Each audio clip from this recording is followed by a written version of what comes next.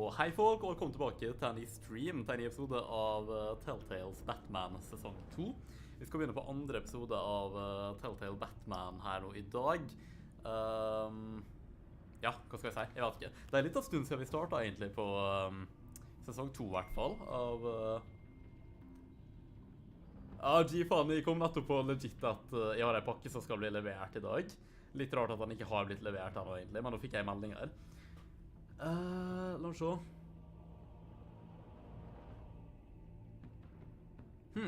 Ok. I guess jeg blir ringt når den pakka mi kommer.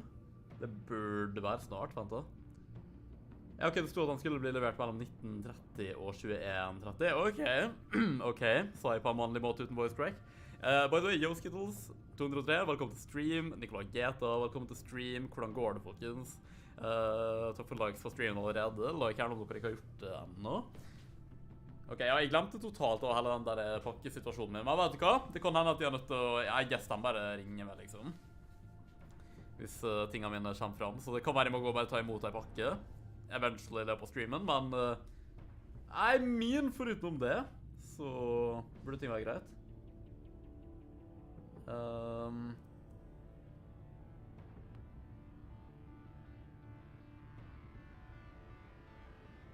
Ja, jeg kan ikke se for meg noe annet at de bare liksom ringer hvis de ikke skjønner hvordan de kommer inn og whatever. Det burde gå fint, det burde gå fint. Skal du se Star Wars-film i morgen? Men Star Wars, hva mener du? Hvorfor? Jeg hadde tenkt fordi det er May the 4th. Jeg hadde glemt det. Men hva er opp med at de ikke gir ut Kenobi på May the 4th? Det burde de. Hvor tid er Kenobi kommer egentlig? Det kan da ikke være lenge til nå. Anyway, vi skal begynne på spillet. Da hopper vi bare rett inn i Classic Edition igjen. Da er vi på episode 2, The Pact. With his identity on the line, Bruce must work with a new power player in Gotham. A criminal conspiracy is growing in the shadows, threatening the entire city. Ok. Så basically bare fortsatte fra der vi slapp i episode 1. Det var ganske jævla intenst, sånn egentlig. Jeg vet ikke hva som foregår med håret mitt i det siste. Det ser ut som et nytt hår hver dag. Jeg vet ikke. Jeg føler det vekser ut rart. Jeg lot mora meg klippe med. Det ble sånn kind of decent, men samtidig litt sånn... Jeg tror det er noe off med måten å klippe det på, så det vekst ut litt stolt. Jeg vet ikke. Jeg tror jeg bare skal klippe med meg en frisør og bare håpe at... Vel, håret mitt vekst fort, men forhåpentligvis at det vekst fort inn sånn 17. mai. Så litt før der kanskje, så kan jeg kanskje klippe med meg en frisør og få det ganske kort igjen, med i hvert fall bedre former og sånn. I don't know, bare deal med det, ok?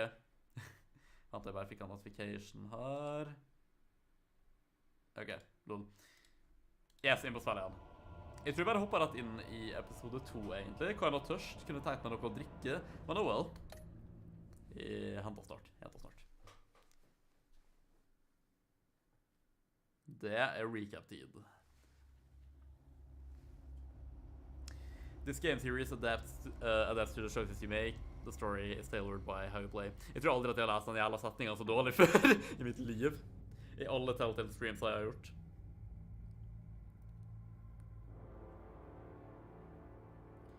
Jeg liker å vel liksom promobildet for andre episode av sesong 2, som jeg brukte i thumbnailen, by the way. Det er jo veldig heavily inspirert av Batman The Animated Series. Jeg synes det er kjempekult at de la litt detalj inni der.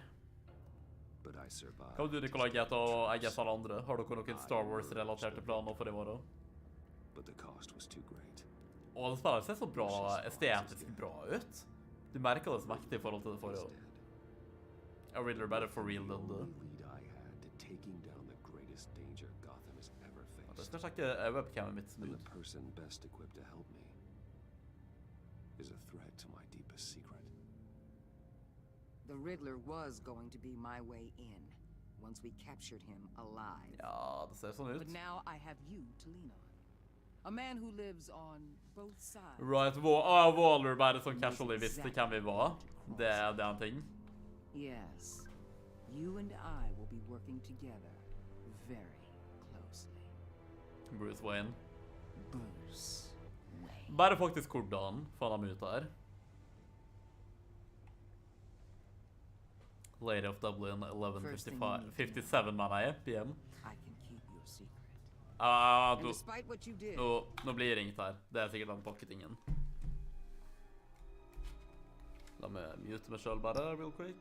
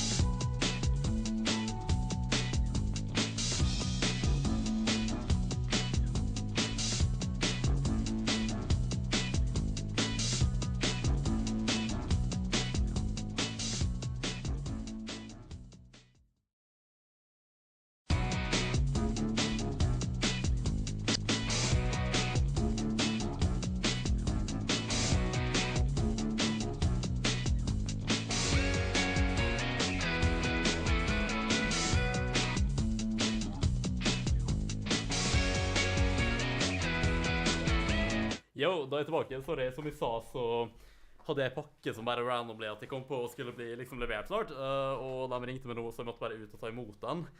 Så jeg måtte gå litt BRB, men yo, tante Pose, velkommen til stream om du er her nå. Du grinder på, det gjør jeg certainly. Theo, velkommen til stream. Yo, spiller på Relman. Har streamen i bakgrunnen. Ja, ok, den er grei. Ok, jeg måtte bare rush ut for å hente pakka mi. Jeg var kan ha litt forberedt på det, to be honest, men ja, da var det gjort i hvert fall. Så da er vi good resten av streamen, men det er kult at du er på Relevant, Theo. Har du noen prosjekt på gang der? Jeg vet ikke, har du to skjermer sånn du faktisk ser streamen, eller bare hører du den i bakgrunnen? Anyway, la meg fortsette her. Going behind my back to Maury, I will continue to keep it.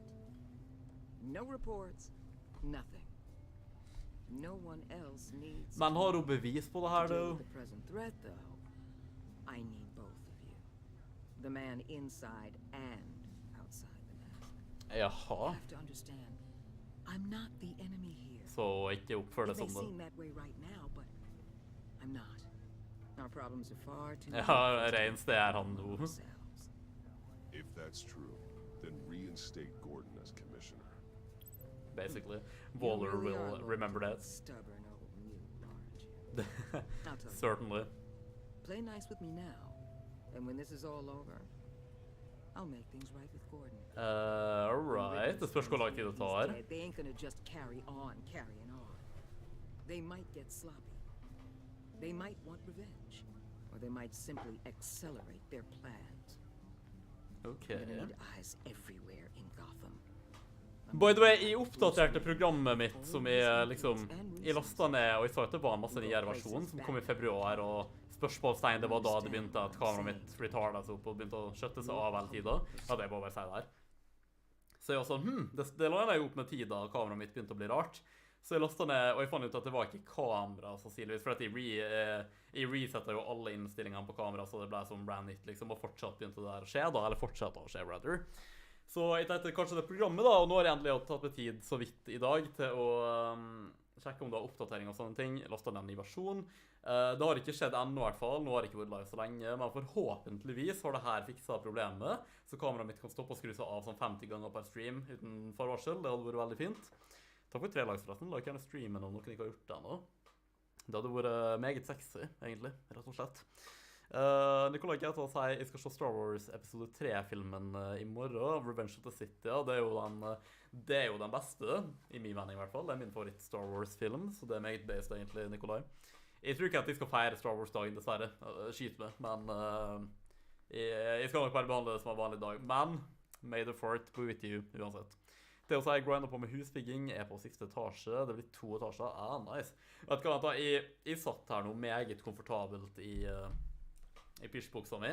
Jeg er aldri like fancy på underkroppen som på overkroppen når jeg streamer, fordi at dere ser ikke føttene mine uansett, og da kan jeg like gjerne sitte behagelig.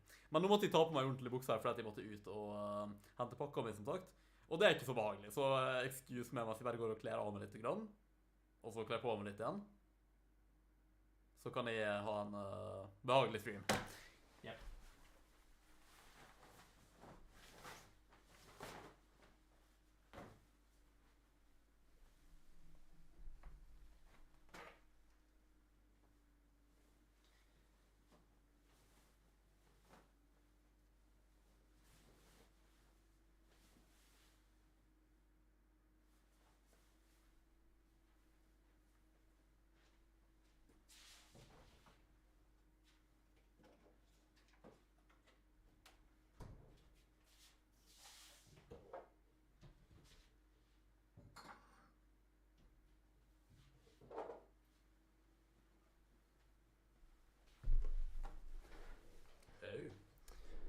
Vent til det være med, eller? Noe veldig retard som foregår her med kameraframen min. Hvorfor er det sånn...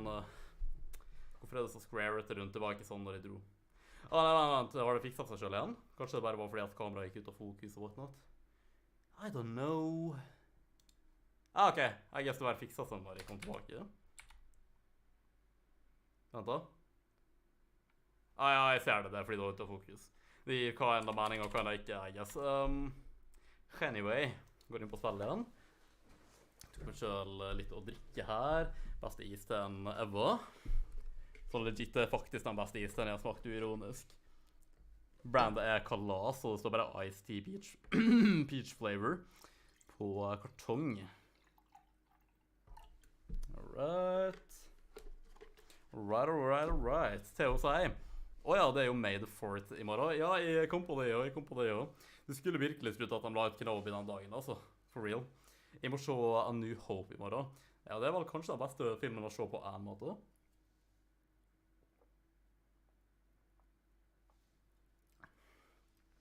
Jeg skal ikke like, det der var refresherende som søren. Og det er et ord som jeg nettopp grunnla nå. Could be a great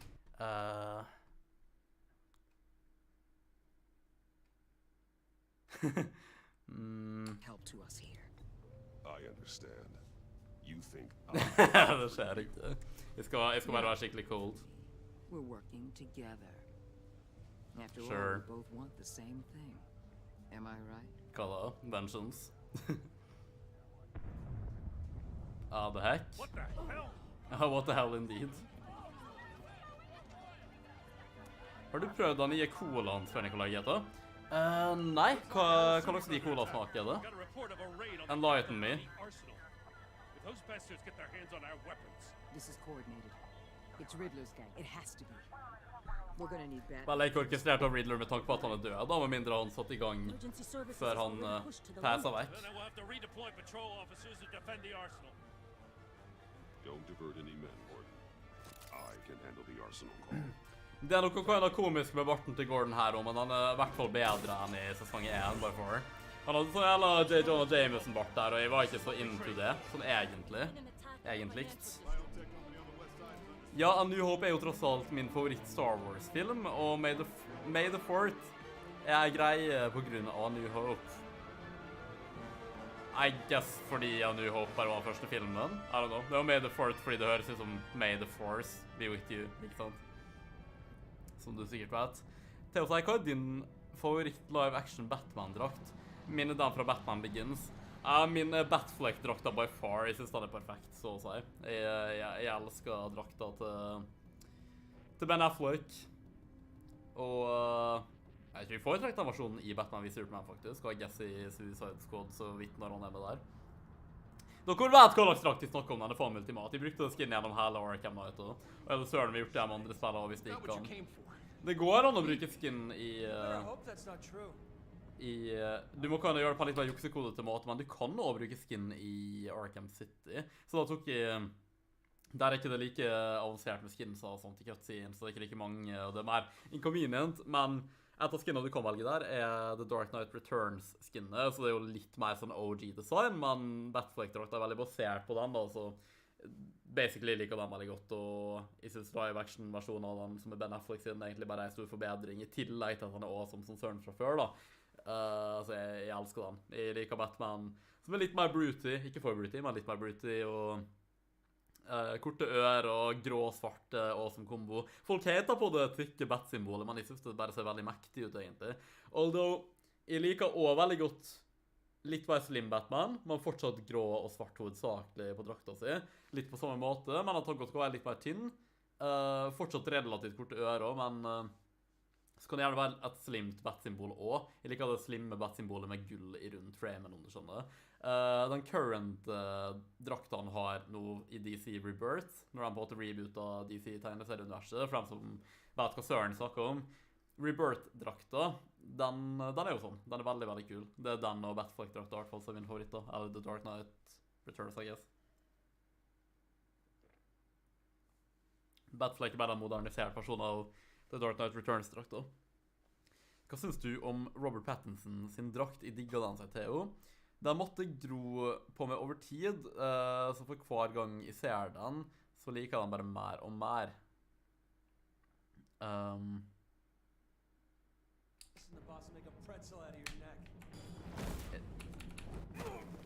Jeg trodde jeg skulle grabbe den sånn fra Gargoylen. Sånn som i Arkham-spillet, og derfor jeg valgte den. Hvis ikke hadde jeg tatt flere rang, men jeg misforstod. Nei, men jeg synes Robert Pattinson sin drakt er veldig kul. Den er bitte litt for makeshift, men det gir mening med tanke på tidsperioden det tar sted i, og det kan være realistisk, men fortsatt. det føles fortsatt tegneserieaktig ut da.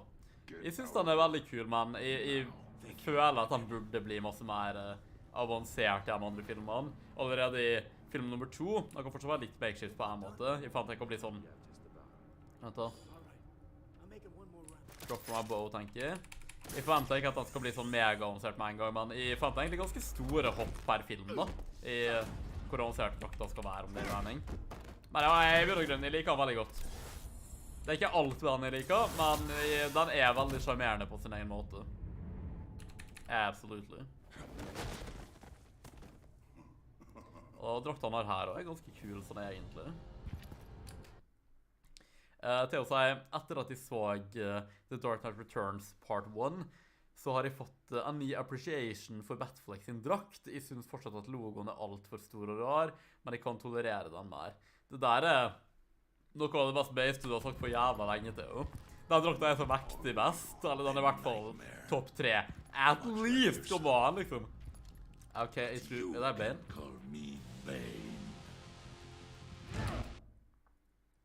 I pausa med tanke på at jeg ikke var ferdig å drikke is denne. Jeg synes Bane ser litt snål ut her. På en måte ser han kanskje bra ut, og han er ikke alt for voldsom, men... Jeg liker ikke skjegget til Bane. Eller det ser litt snålt ut, det er noe med det. Pluss han har sånn Regler-aktig design på maske og sier meg at det er grønt. Jeg er ikke så stor fan.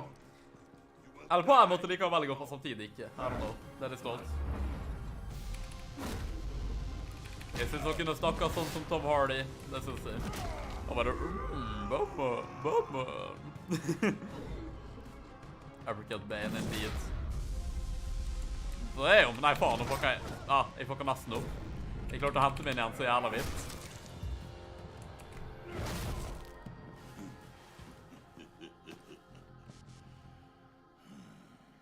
I can see why Regler wanted to be the one to kill you. If I remove that mask, will you die? He's dead. He's dead, Regler? It will be extremely painful. For you. That's retarded. I promised my men a hell of a battle if ever I faced you. Bang. And I'd hate to disappoint. Nei, jeg skjønner ikke hvorfor folk heter på Batfleck. Han er litt jævlig kul. True warrior since I left Peña Duro prison. Uff. Det der så ikke særlig behagelig ut. Pay for that. Jeg liker at du har stjernetegn rundt Will. Å nei, ikke brekk ryggen min sånn som i The Dark Knight Rises, vær så snill. Batman i månen. Save your strength, man. This one is mine. Hvorfor er Bane så chill? Føler han burde være som meg Rage Monster her. Ok. Den som spør skal få. Til å si, er det bare med, eller ligner Pattinson sin drakt ut som en god blanding av Telltale-drakten og New 52-drakten? Og jeg synes det er kult at du vet hva New 52-drakten er. Jeg kan se litt hva du mener at den er sånn New 52, men den New 52 er veldig sånn... Den ser sånn animert ut, til og med i tegneserieversjonen. Jeg vet ikke om det gir all verden med mening det jeg sa der, men... jeg kan kanskje skjønne litt hva du mener, sånn... Jeg synes den minner litt om Telltale-drakta, men den første drakta i sesong 1, ikke så masse der, men husker du han fikk sånn awesome versjon av den til finalen av sesong 1. Den var jævla kul, og den minte meg veldig om Pattinsons drakt faktisk, og jeg merket faktisk sjukt mange ting i sesong 1, i hvert fall av Telltale Batman, som det virker som at han genuint har tatt inspirasjon fra i filmen. Det er faktisk jævlig kult. For at jeg hadde nylig spilt det rett før jeg så filmen, ikke sant? Så det kan være at det er intentional. Jeg mener, dang, what the hell. Den drakta vi har nå minner kind of den vi hadde i finalen av sesong 1, bare litt mer mørk og sånn, I guess. Jeg liker veldig godt. Begge to. Jeg synes ørene er litt for curvy her, de er litt sånn, for sånn måte.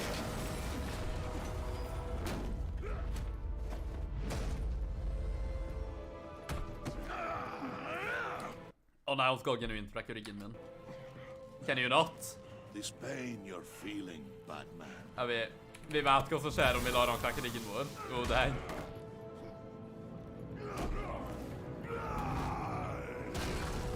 Det er ikke...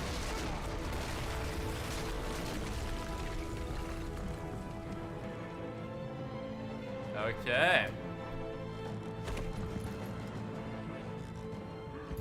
Ja, hvordan er lyden, by the way, på spillet i forhold til stemme og med og sånne ting? Nei, jeg liker insighten din, Theo, der. Det var en veldig interessant observasjon. Hva synes dere om New 52-drakta generelt, egentlig? Jeg synes det var masse kult i The New 52, men det var samtidig litt sånn... Det var noe litt off med det. Jeg må si at de foretrekker faktisk veldig rebirth-periode, eller æren til DC-tegneserier. Jeg prøvde å henge litt med i starten, men jeg datt litt av. Du kan obviously ikke lese alle volum av alt, liksom, men... Jeg synes kanskje Superman hadde litt rar drakt i New 52 da, men... Jeg føler både Bruce og Clark har fått veldig kule design i Rebirth, i hvert fall. Jeg digger New 52-drakta, sier Theo. Respektabelt. Use ND to switch between them. Click and select someone to call.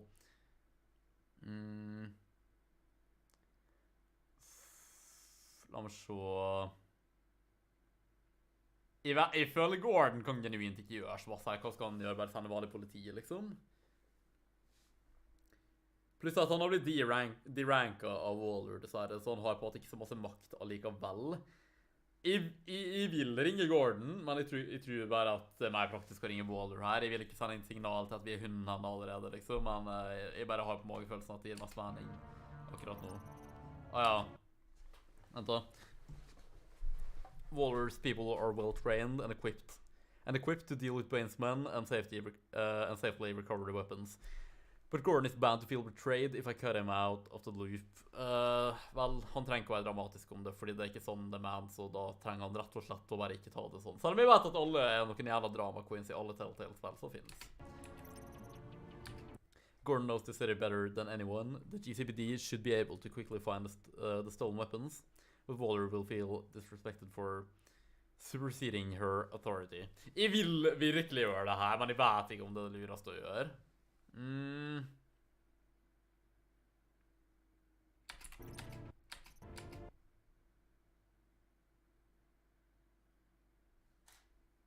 Nei, kameratingen min skjer ennå. Oh my god, så jævla artig. Hvorfor i helsike skjer det? Jeg skjønner ikke. Jeg har oppdatert streamingprogrammet. Jeg har reset alle settingser på kameraet mitt. Jeg streamet med det et år uten at det her skjedde sånn ever, liksom. Bare hvorfor i helsike skjer det? Og det skjer kun når jeg er live også, liksom. Det gir ingen intergalaktisk mening. Ok, I guess vi bare dømmer til å deale med det for alltid da, så sånn er det, I guess. Det er veldig artig. Veldig artig indeed. Hva burde jeg gjøre? Theo sier, hadde jeg vært det, så hadde jeg ringt Gordon, because Jimmy boy good, Waller girl bad. Jeg er helt enig, men magefølelsen min sier Waller akkurat nå. La oss si at dette også gir henne en sjanse til å vise at hun kan være hjelpsom, ok? Heck it, det får bare gå bra. Gordon burde ikke føle seg betrayed uansett, bare simpelthen ikke gjør det, liksom. Jeg vet ikke hva jeg skal fortelle om. Click to call, ok. This is Waller. Batman? Hello? Hello.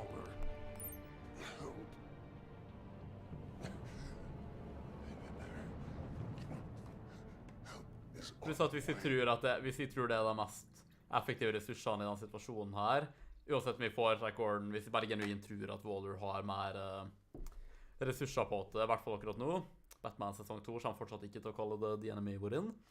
Så, og det er ikke kun meg som er fanget under Rubble her, det er en civilian nå, liksom, så jeg må tenke på hva som er best for alle, liksom, og for å hjelpe folk. Så, ja, gotta stay loyal. Nå får du meg til å føle meg skitten her, Theo. You here?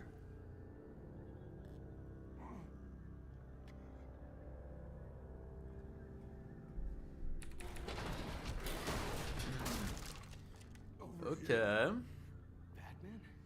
Oh, Jesus Christ. Hey, Harrison, Indeed. I found it. Hey, take it easy. Husker jeg feil, eller heter han Agent Blake? I så fall er det mulig at det er samme Blake som er i The Dark Knight Rises. Eller tenker jeg helt feil. Og heter han Blake? Gjør ikke han det? Han som liksom var Robin på slutten av The Dark Knight-trilogien. Click and hold, then drag. Ok, så vi drar. Ja, skal det skje noe? Der ja. Alright. Here you go. Alright. Drakta er battle scar i akkurat nå. Scrawny Batman.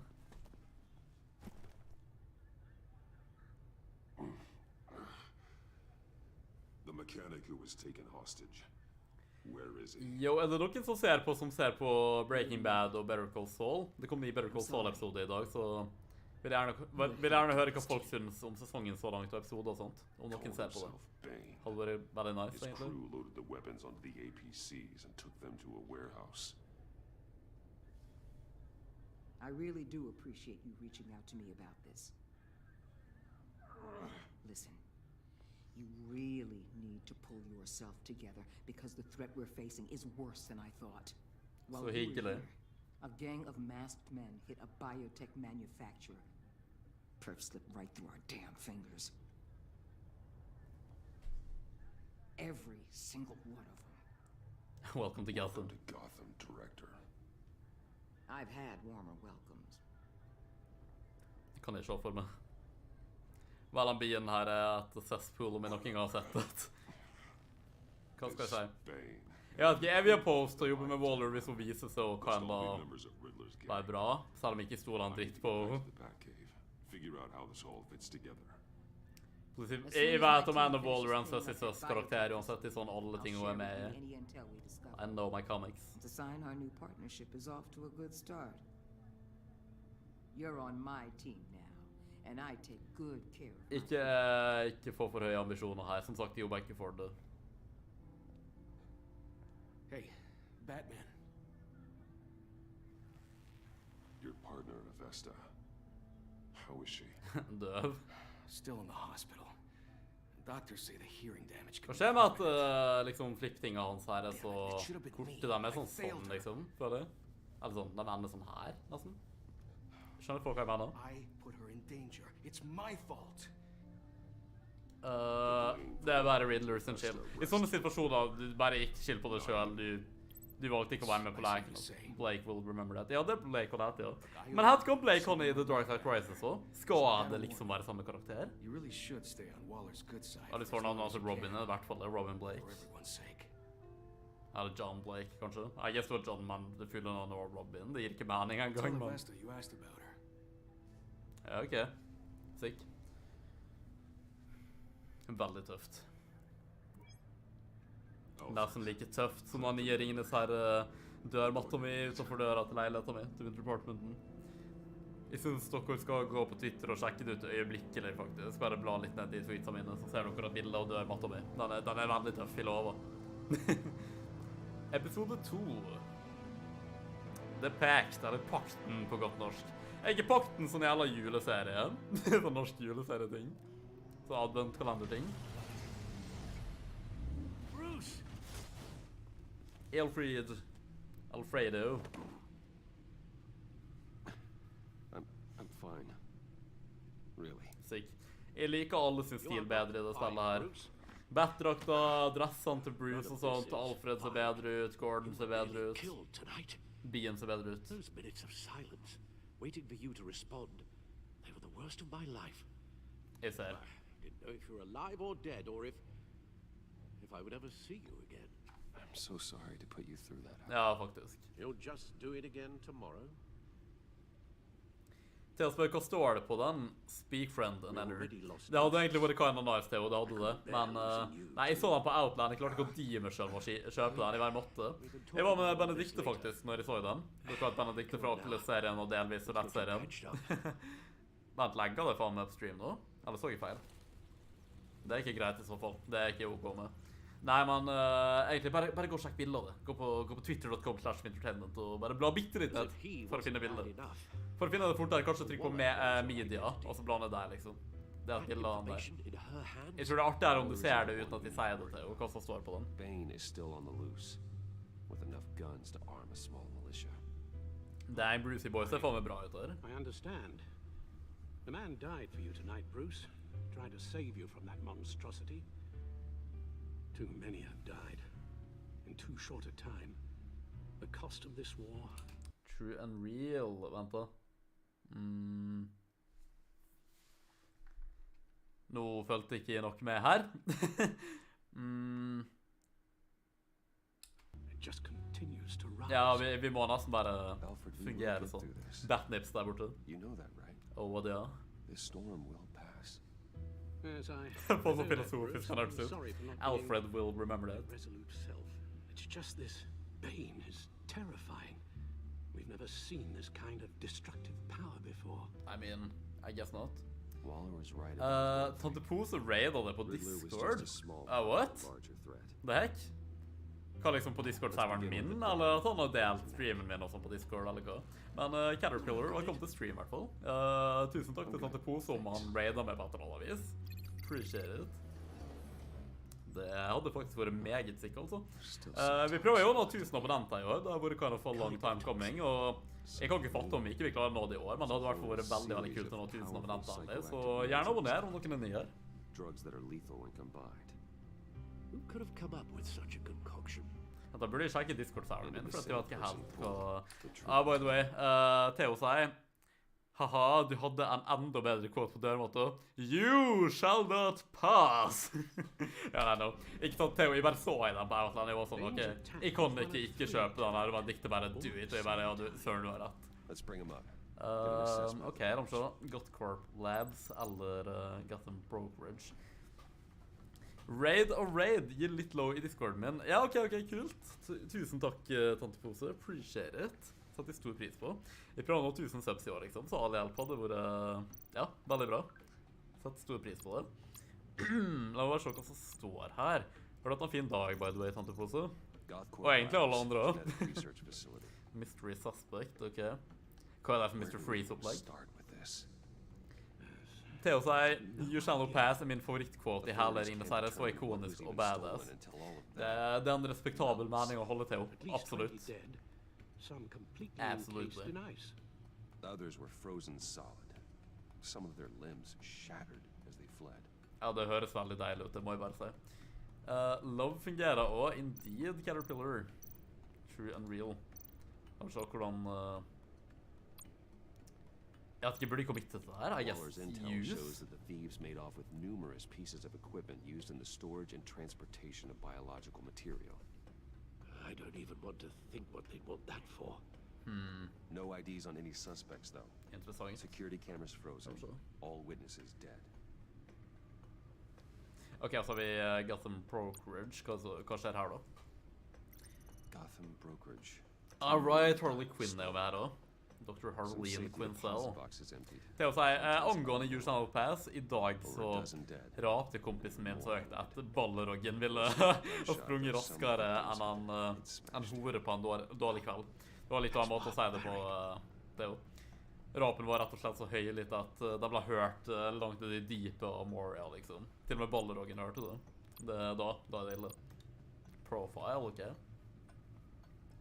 Witnesses Harley place Quinn's in Harleen dating Quinzel profile. at the scene, dressed up as a clown and wielding a mallet. Hva så jeg guess hun bare allerede kan ha etablert, og folk vet hvem hun er Riddler's her. friends are as insane and gruesome as he was. Sorry, jeg må bare knekke dritten ut av nakken min. Those same ways Jeg er så avhengig av å knekke nakken min og fingrene mine, sånn er det kun med. all by herself. Liksom, jeg kan ikke huske hvor lenge jeg har gjort det en gang, og sånn.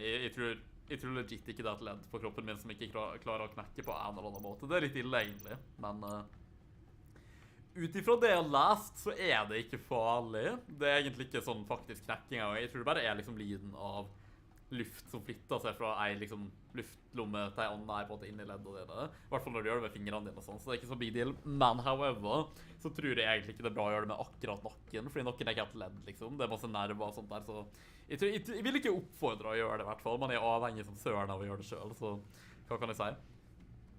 GTS Caterpillar, sier Tante Pose. Til å si, Balrog be like, faktisk share them out. Neida, jeg knekk fingrene mine hele tiden. Det er bra du ikke kunne med, men det er veldig, veldig avhengighetsskapende. Betyr det at det er ny info på dem hvis det er et utropstegn? Fordi det er sånn på Alfred for eksempel, er ikke det det? Det blir en del å lese da, jeg håper ikke det er alt for lange updates her i så fall. Vent da. Var ikke det sånn at den øverste delen av disse updaten? Ja, jeg tror det, vent da. Gordon sin fil her. Gordon promised that what happened at the harbor won't change anything between us. I'm not so sure. Waller pinned the blame for the Riddler's death and the abduction of her agents on Gordon. She used it as an excuse to strip him of his position as police commissioner. Now she's taken over the GCPD. I can't help but wonder if I could have stopped it. Gordon trusts me, but I couldn't save his position. I won't forget that. Ja, vi har nødt til å hjelpe Gordon på et eller annet vis, altså. Så vi Renee Montoya. Liten update her. Jeg skjønner fortsatt ikke hvorfor de pusher den karakteren. Det bare virker som en veldig random karakter å ha egen fil på og sånne ting. Det er bare en sånn random GCPD-agent, liksom, føler jeg. Men Montoya is a valuable ally, and it means a lot to me to have an officer of her caliber in my corner. I'm not so sure how she feels about Bruce Wayne, however, especially after I went to question Maury. Right, I Brimix også. Det er kind of ikke en viktig karakter, føler jeg. Oh my god, så bare står det deceased. Det var jo drittrist da. Lucius passet jo dessverre vekk I forrige episode. Rest in peace til han. Lucius is gone. He died in an explosion at Wayne Tower. Helping me jeg kan da snakke. Helping me save Riddler's puzzle. Solve, man I. Loyal friend to the end. His last words will always haunt me. That psycho Riddler was responsible for his death. And I will stop at nothing to avenge him. Her snakker vi virkelig vengeance. Så har vi John Doe, Jokeren obviously. Her det meget stor update. I guess han kan da ligge an til å bli en stor karakter I denne sesongen her. Jeg lurer på når han skal bli sånn full jokerete, fordi sånn... Hva greier med at han bare ikke kaller han Joker og sånn? Jeg vet ikke, det litt rart. Og jeg spilte aldri ferdig sesong 2 av Telltale Batman heller, så jeg vet liksom ikke helt hvordan gikk med den karakteren her. Vennligst ikke spoil det, jeg veldig excited for å finne det ut. Ok, and I thought I see John's face again until he showed up at Lucius's funeral. Evidently, he listed me as his emergency contact when he was discharged from Arkham. Could he be stalking me? Det tror jeg nok sannsynlig. He wanted me to meet his new friends. I said no. I really don't want to make him think this friendship is going anywhere. Something good did come out of our conversation. John gave me a solid lead on Riddler's location that pointed me to an abandoned water tower in Gotham's East End. Could John Doe and Riddler really be connected? And if so, how? I mean, du skulle kanskje trodd det, men samtidig så tror jeg kanskje at de liksom kriminelle på en separert måte. At de ikke alltid teamer opp på sånne ting, på en måte.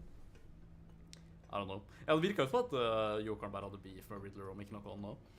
Theo sier, by the way, jeg hørte et rykte om at Gwen Stacy blir introdusert I den neste Spider-Man-trilogien. Det 100% ubekreftet, så ikke ta det for god fisk. Hvem synes du hadde vært det beste castingvalget? Theo sier også, jeg synes Sabrina Carpenter, tror jeg, det beste valget for Gwen Stacy. Bare søk det opp.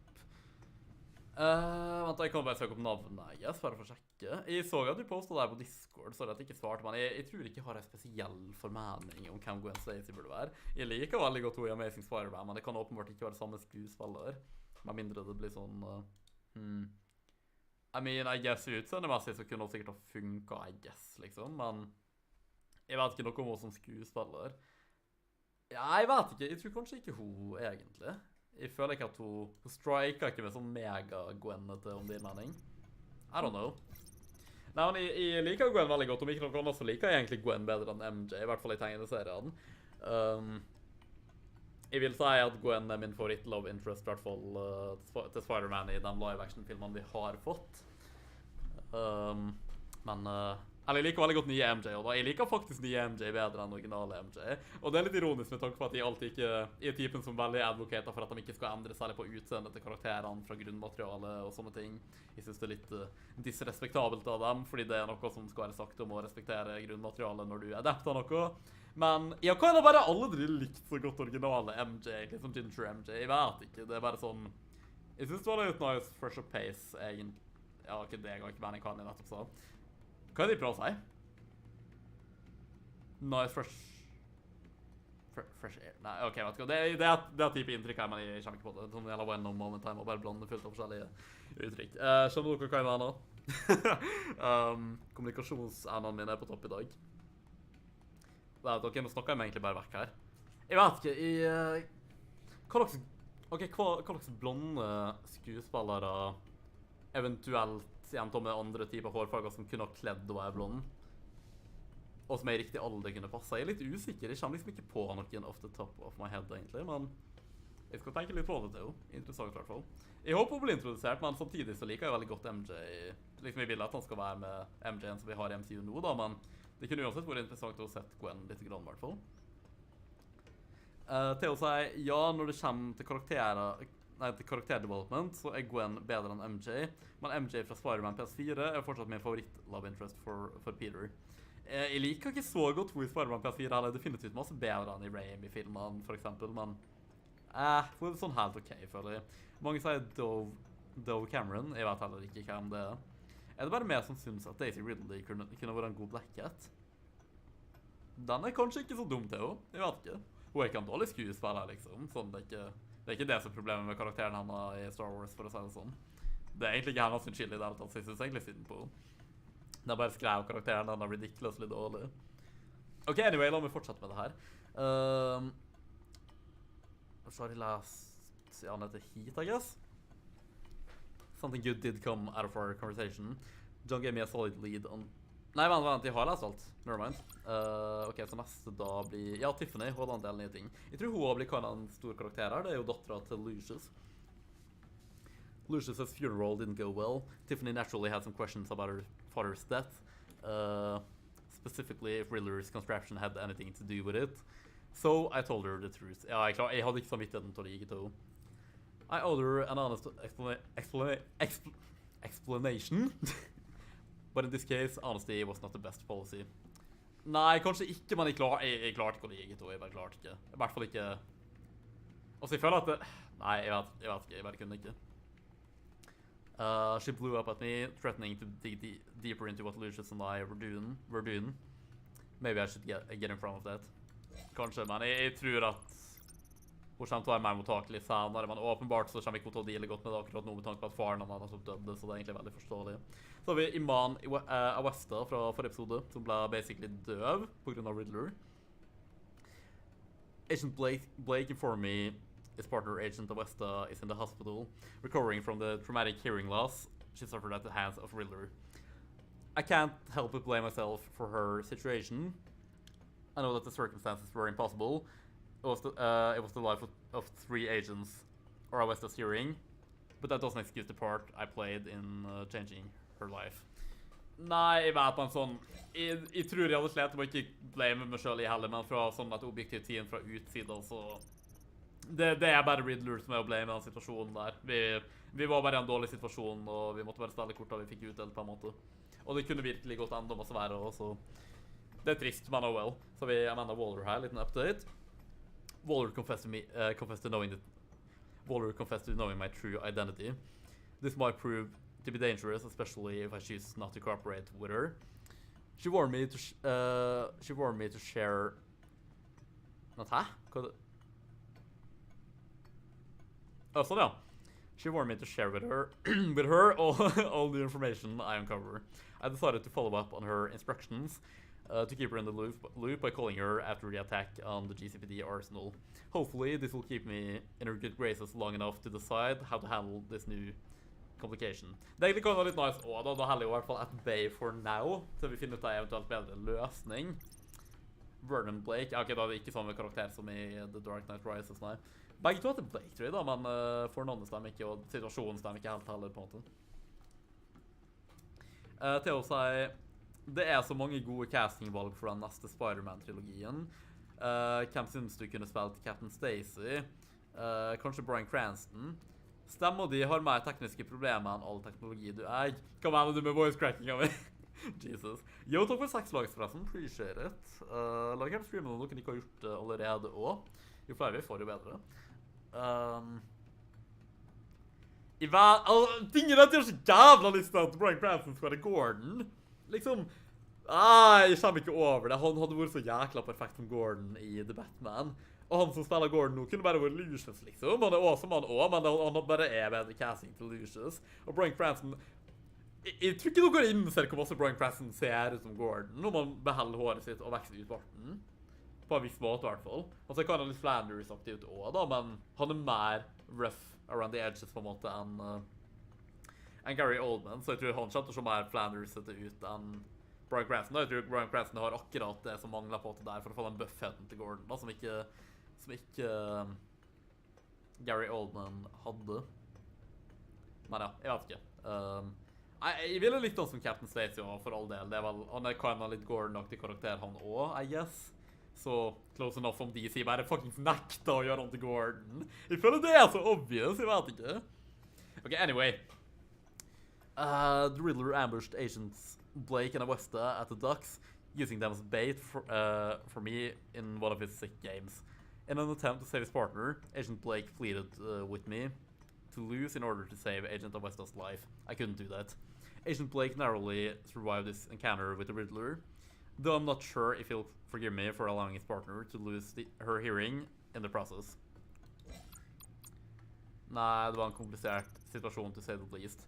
Eli Naval har an update for some reason. Eli remains in police custody and refuses to give up any information about the Riddler, his plans, or his allies.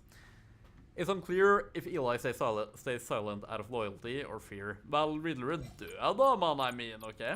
Riddler deceased, I guess. The Riddler ambushed Agent Westa and her team at the docks in an elaborate trap. He forced me into playing one of his games in exchange for their lives. In the end, I managed to outsmart him, but at a heavy cost. Before we could bring him in for questioning, Riddler was mysteriously killed with a poison dart to the neck. All I have now are his cryptic last words. They broke the pact, but who are they, and who did they want him? Nei, and why did they want him dead? Si det. I guess vi får finne ut start. Episodenavnet er jo The Pact. Hvorfor er det så helst ikke så mange updates på alle de mest randomme karakterene? Jeg føler at jeg liker å lese det som en G's. Vel, nå skal jo Matt Reeves og co-lage et eget univers til The Batman. Det skal jo blant annet komme litt HBO Max-serier, og The Batman 2 og 3 så langt. Det er alt som er planlagt etter moment. Er den tredje filmen også planlagt? Eller jeg guess det er planlagt, men er det confirmed at det kommer? Den andre ble i hvert fall confirmed nylig, men jeg er all for it. Jeg synes ikke de burde gjøre sånn. Jeg synes ikke at de burde lage fullt av spin-off-prosjekt med serier og sånn, to be honest.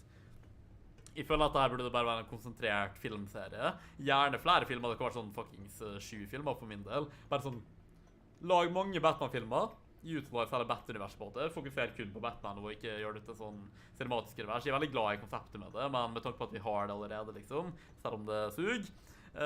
Så bare, Batman har så masse å by på i seg selv, den franchisen. Så bare expand det. Jeg ville ikke gjort fullt av sånne random serier. Jeg ville bare hatt Batman-filmer med masse content, og gjerne mange filmer også. Så lenge det er hensiktsmessig og kvaliteten helse.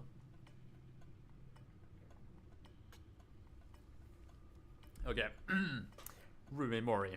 I decided to pay Mori a visit at his casino, where he was being kept under the watchful eye of the agency, Argus.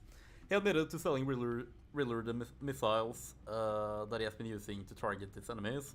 In exchange for giving up Riddler's location, Mori demanded I pay for his escape out of the country.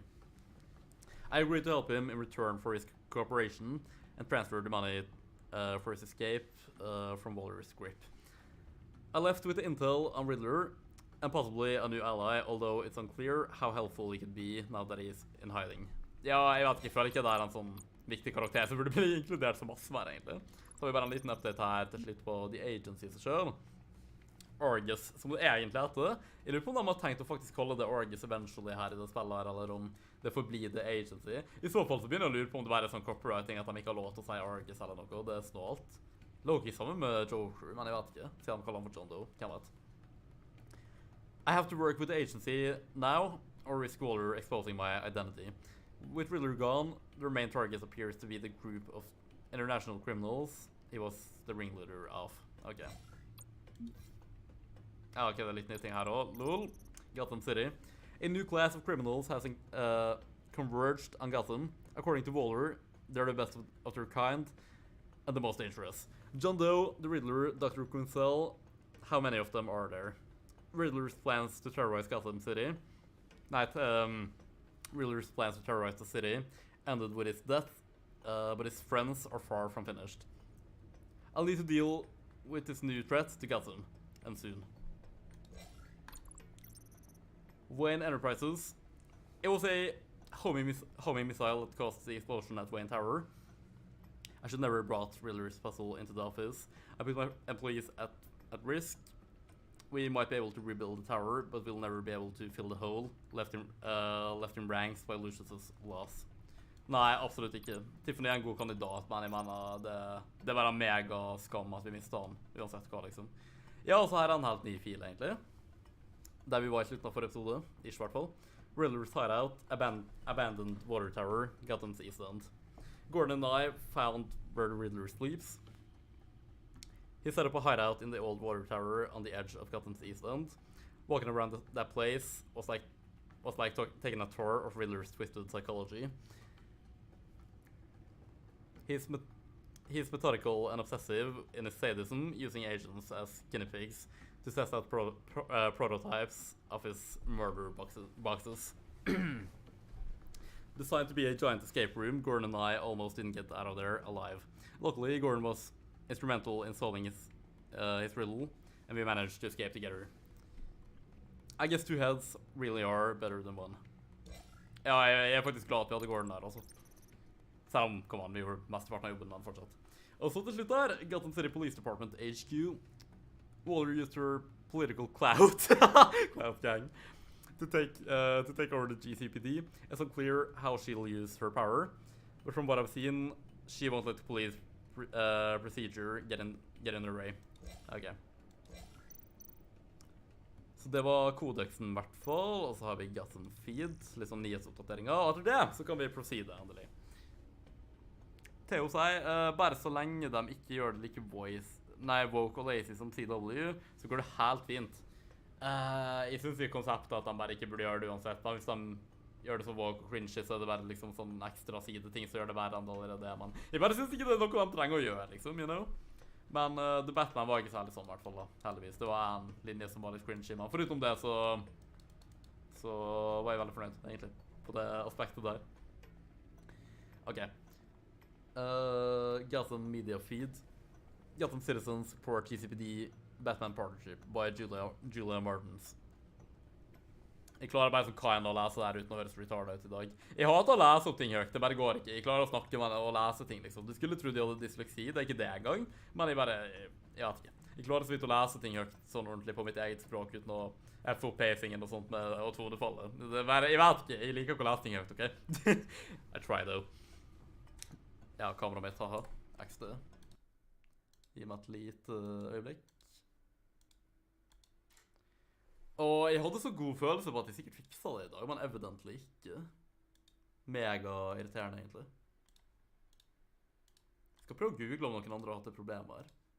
Jeg må bare sette meg ned og jobbe litt en dag med å bare finne ut av det. Jeg har liksom aldri dedikert masse tid til det som jeg burde, egentlig. Jeg har bare vært... Når jeg ikke streamer, så gjør jeg masse andre ting, liksom, you know? Alright. Despite some heavy criticism from elected officials, the Gotham City Police Department's public partnership with the masked vigilante known as Batman has been a rousing success with the city's population. Across the board, crime in Gotham City limits has been down from the previous year with violent crime rates. Nei, faen, jeg bare antar ord som skal komme sånn uten å faktisk lese det. Jeg leser det fortere enn jeg klarer å si det på en måte. With violent crimes hitting a record low. Though some of the city council have raised concerns about Batman's hidden identity and his operations outside the restrictions of the law, it doesn't appear to be hurting public opinion. I don't care who he is. I care that he makes things safer, said grocery store owner Wayne Barton, whose business has seen a 50% spike in sales after dark in recent months. Jeg føler jeg har lest det her, men det skal være nye ting alltid på feeden her, da. Ja, men jeg sverger til Gud at jeg har lest det her, ikke sant, i forrige episode. Hvordan skal jeg vite når noe er nytt og ikke i så fall?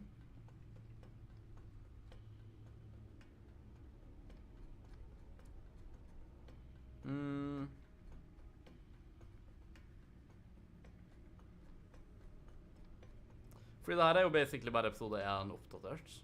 Nei, oppsummert.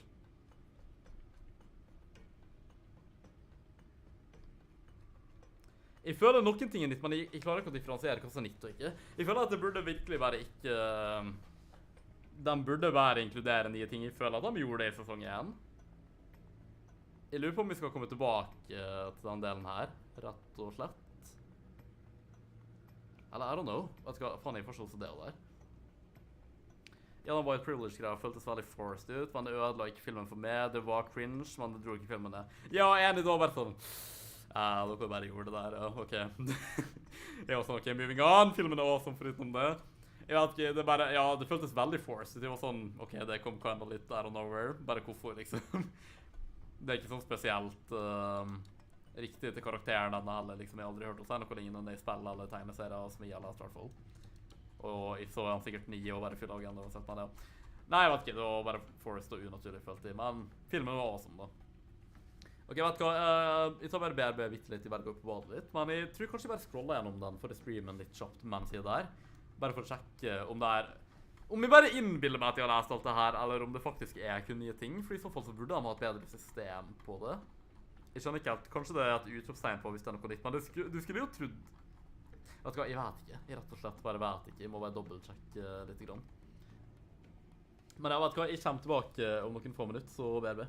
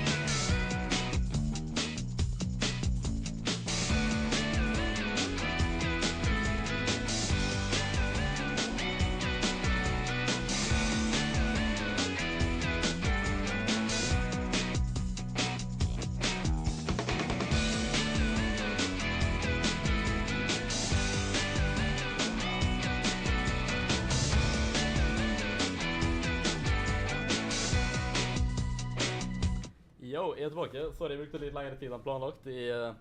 Honestly bare kan jeg bli distrahert av å svare på snaps, egentlig. For å være den ærlig. Men, dang! La meg se. Nye folk og nye ting i chatten. Yo, Miri, hi, welcome to the stream, if you're still here. Oh, Miri, you know that thing that I told you about where I read things, especially in English, but kind of in general as well. But I kind of read it in kind of a, like, retarded tone of voice, if you get what I'm saying, like the pacing of which I pronounce things, I guess. I mean, I kind of got the hang of it when I trained with you, with it, if you know what I mean. But I'm at this fucking reading section in the game here, right?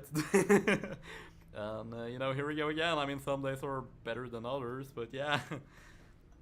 Batman is fascist. Why? What the hell? Super random. And then she says, hello, Nico. Spelling my name incorrectly? How dare you, Miri. Anyway, did you have a good day? Theo sier. Hva det Theo sier? Theo sier Riddler i The Batman en av de beste live-action Batman-skurkene som har blitt portrayet på film. Ikke like bra som Heath Ledgers Joker og Jack Nicholson, men han på en god tredjeplass. By the way, jeg kjøpte 4 filmer i dag. Goodfellas, Seven, Platoon og Wall Street. Ikke Wolf of Wall Street, bare Wall Street. Og kun Wall Street har jeg ikke sett. Jeg lurer på hvordan den Goodfellas synes jeg var meget overrated, for å være helt ærlig. Jeg synes den var kanskje med. Jeg mener den var kanskje bra produsert, som en mafiafilmer bare ikke min greie. Jeg føler at den blir ikke eksekutet så bra som den kanskje burde kunne bli. I don't know. Vet du hva, jeg synes faktisk Riddler i The Batman noe av det mest ikoniske vi har sett på sjukt lenge, i likhet med Heath Ledger sin Joker. Litt annen take, definitivt, men det var jo Ledger sin også. Jeg var veldig, veldig imponert. Jeg synes det var skikkelig kult, faktisk. Og jeg tror lang tid fremover, og mange år fra nå, så kommer han til å bli sett på... Jeg vet ikke om like ikonisk som Ledger, men i hvert fall i litt samme ballpark. Det tror jeg. By the way, jeg må flyge nå og skal spille med noen kompiser som kanskje tilbake. Ja, gjerne kom tilbake om du har mulighet til, men du må kose deg i mellomtiden. Takk for at du stakk innom. Sorry at jeg var borte litt lenge, men ja. By the way, jeg hadde et spørsmål da. Jeg vet ikke om du har noen mening om det, Theo, men bare til dere generelt. Hva var det jeg gjentar meg selv for å spørre om det senere med flere folk her? Men Elon Musk kjøpte jo Twitter. Vi har ikke snakket om det. Har noen som helst for mening om det? Jeg synes det er veldig kult i hvert fall.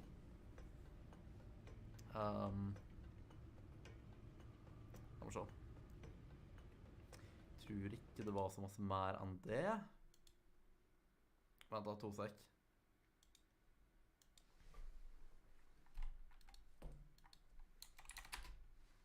Jeg kan se med Discord, what the heck? Discorden min, my Discord do be glitchen. Og der ja.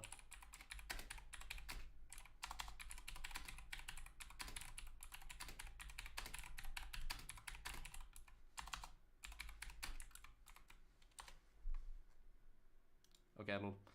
Hva skjer med at jeg bare svir på mine øyne små her? Hva har jeg en allergisk reaksjon her? The hell? Ok. Yo, Dallin, velkommen til Stream Rino. Nico, var du ute natta til første? Det var ikke. Du vet hva, jeg har ikke festet særlig masse siden jeg flyttet til Oslo. Jeg har ikke sånn gigantisk vennegruppe her nå egentlig feste med og sånne ting, med mindre jeg bare randomly får ut på byen og sånn, og det har jeg kinda ikke bodra med å gjøre egentlig. Det eneste, jeg gjorde festing som var ganske artig og sånt i Göteborg da. Vi var i Gothenburg i den 1. april med jobb og sånn, det var veldig, veldig artig. Men foruten det, så nei. By the way, hvis du tar inspirasjon fra hvordan Miri stavet navnet mitt der oppe i chatten, så skrev hun det feil, og jeg mistenker at hun skrev det feil med vilje også, når de kommer C og ikke K, just so you know.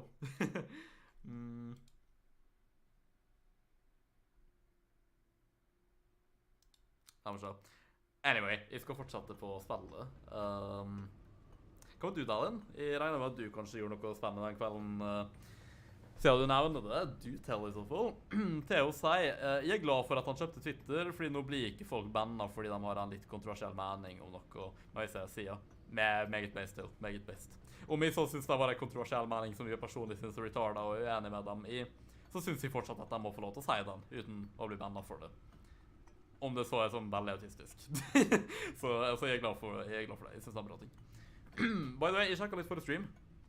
Så da så jeg liksom hvor langt vi eventuelt kom oss på media-feeden, og jeg tror det litt nye ting her. La oss se, står den Cobblepot-tingen der ennå? Ja, jeg tror det her var det siste forrige gang, så jeg tror basically alt nytt herfra faktisk nytt. Beast Dragon 18, velkommen til stream. Halla, jeg en kompis av Theo. Takk for at du rekommenderer streamen, Theo. Appreciate it. Velkommen til stream, Beast Dragon. Hyggelig å se deg. Hvordan går det? Delen sier, jepp, Nico. Jeg var ute natta til første med en haug med kompiser. Ja, skjedde det noe spennende? Jeg har det fortalt i så fall. Mushy Room, sier, la meg se. Hey, big win. Kan du join the Roman? Jeg bryter aldri regler, og jeg er venn med Theo. Sånn, ja. Jeg mener sånn, hvis du går... Jeg vet ikke om du med i Discord-serveren min. Velkommen til stream, forresten. Men hvis du i Discord-serveren min, hvis ikke kan du skrive utropstegn Discord for å få opp link til den. Den står også neste øverst i beskrivelsen til streamen her. Og jeg på kanalvenner og litt forskjellig også. Så går du på nyheterrommet der. Der står det hva du nødt til å gjøre for å prøve å bli med, basically. Så jeg lar egentlig venner med Eskil kind of runne det her, for at jeg ikke dealer med det selv. Så det handler nødt til å ta kontakt med det, og det står lett instruksjoner for hvordan å gjøre det der. Så bare sjekk det ut der, hvis du er interessert i å være med, men det kult å høre interesse i hvert fall. Så det, ok, anyway, da skal jeg bare se litt mer på den newsfeeden her før vi går videre. Så jeg mener på at basically alt herfra nye ting da. Family describes Slain Wayne employee as hero. Lucius altså, så det sikkert rett etter at Lucius døde, det ble oppdatert da. Friends, family, and even billionaire Bruce Wayne gathered at Gotham Divinity Church today to pay their respects to Lucius Fox, the Wayne Enterprises chief technology officer, killed in the explosion that rocketed Wayne Tower last Tuesday. An emotional Tiffany Fox, the executive's daughter, described her father as my hero. Det faktisk jævla trist. Fox had been a lifetime employee of Wayne Enterprises, shepherding the company's cutting-edge technology through research and development and onto the market. Many have credited him as the true genius behind the Wayne Company's enormous success. Det kan faktisk godt hende. Jeg mener Bruce litt smart, men jeg tror ikke han så veldig involvert i the day-to-day operation. Though Bruce Wayne himself declined to speak to the press at the funeral, in a statement he called Fox irreplaceable and my most trusted advisor. Etter Alfred, I guess, men i selskapet da. Following the funeral, Fox was laid to rest in a family plot at Gotham Cemetery. Opinion, I was wrong about Batman av Max Maloney. Interessant. Sorry, jeg skal lese chatten her. Skru opp mikrofonen. Mikken min litt lav? Det kan vi ta fiks på, vent da. La oss se hvordan... Ok, vet du hva, mikken min faktisk... Den faktisk på fullt nivå. Jeg tror ikke den skal være lav, da, utifra ting jeg har hørt, men jeg kan snakke litt nærmere mikken min og litt høyere generelt. Her sitter jeg og voice-cracka i en alder av 21, det veldig, veldig artig. Hvor gammel du, UVU? Ja, som jeg nettopp sa, jeg 21 år, Beast Dragon, så jeg 01 da, født i 2001. Hva med du? Du 18 som navnet ditt støyta? Dalen sa jeg møtte mora til kompisen min, og fy faen, hun var drita! Ok, ikke det jævla... Både superartig og awkward. Miri says, I'm here again. Wahaha. Welcome back, Miri. I don't know if you heard what I responded to your to the things you wrote before. You said Batman was a fascist somehow. Do elaborate if you want. And also, how dare you spell my name incorrectly? Anyways, I hope you had a nice day, Miri. Denne lav, please, senpai, sier Mushy Room. Ok, jeg vet ikke, nå skal jeg høre på min egen stream her. Den står på fullt, den burde virkelig ikke være lav, men jeg skal ta og høre. Er du sikker på at ikke det kunne din lyd? Mir says, and I am going to show you to my grandpa. No, my grandma, I mean. Oh, damn, really? That's interesting. Let me know what she thinks, I suppose. Dallin sier, jo, det var jævlig awkward, fordi når jeg skulle gå, så sa hun høyt, ikke gå. The hell? I didn't hear it, sorry. Lyden ikke lov for meg, sier Dallin. Nei, ok, vet du, jeg skal bare høre, bare sånn to make sure, men da bare mute jeg, la oss se her. Freakings, hvis jeg kan finne, der, ok, mute og desktop audio, så ikke dere hører ekko. Bare gi meg 2 sekunder, bare høre på meg og stemme her.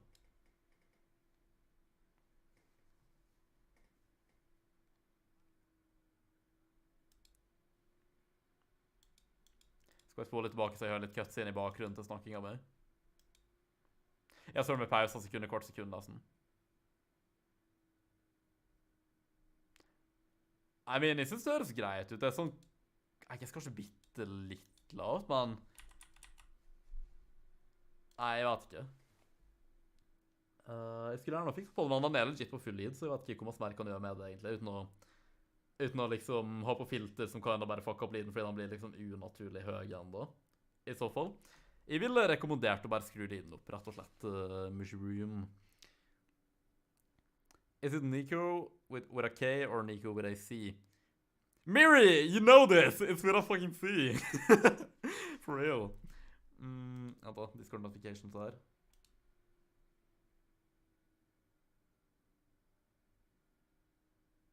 Oh my god, Miri. That's I saw your DM.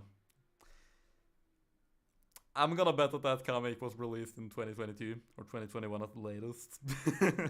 That's all I'm gonna say about it. Yeah, the Nico med C. As Dallin14 said, it's Nico with a C. As you should know, Mary, since you've been my friend since like 2015.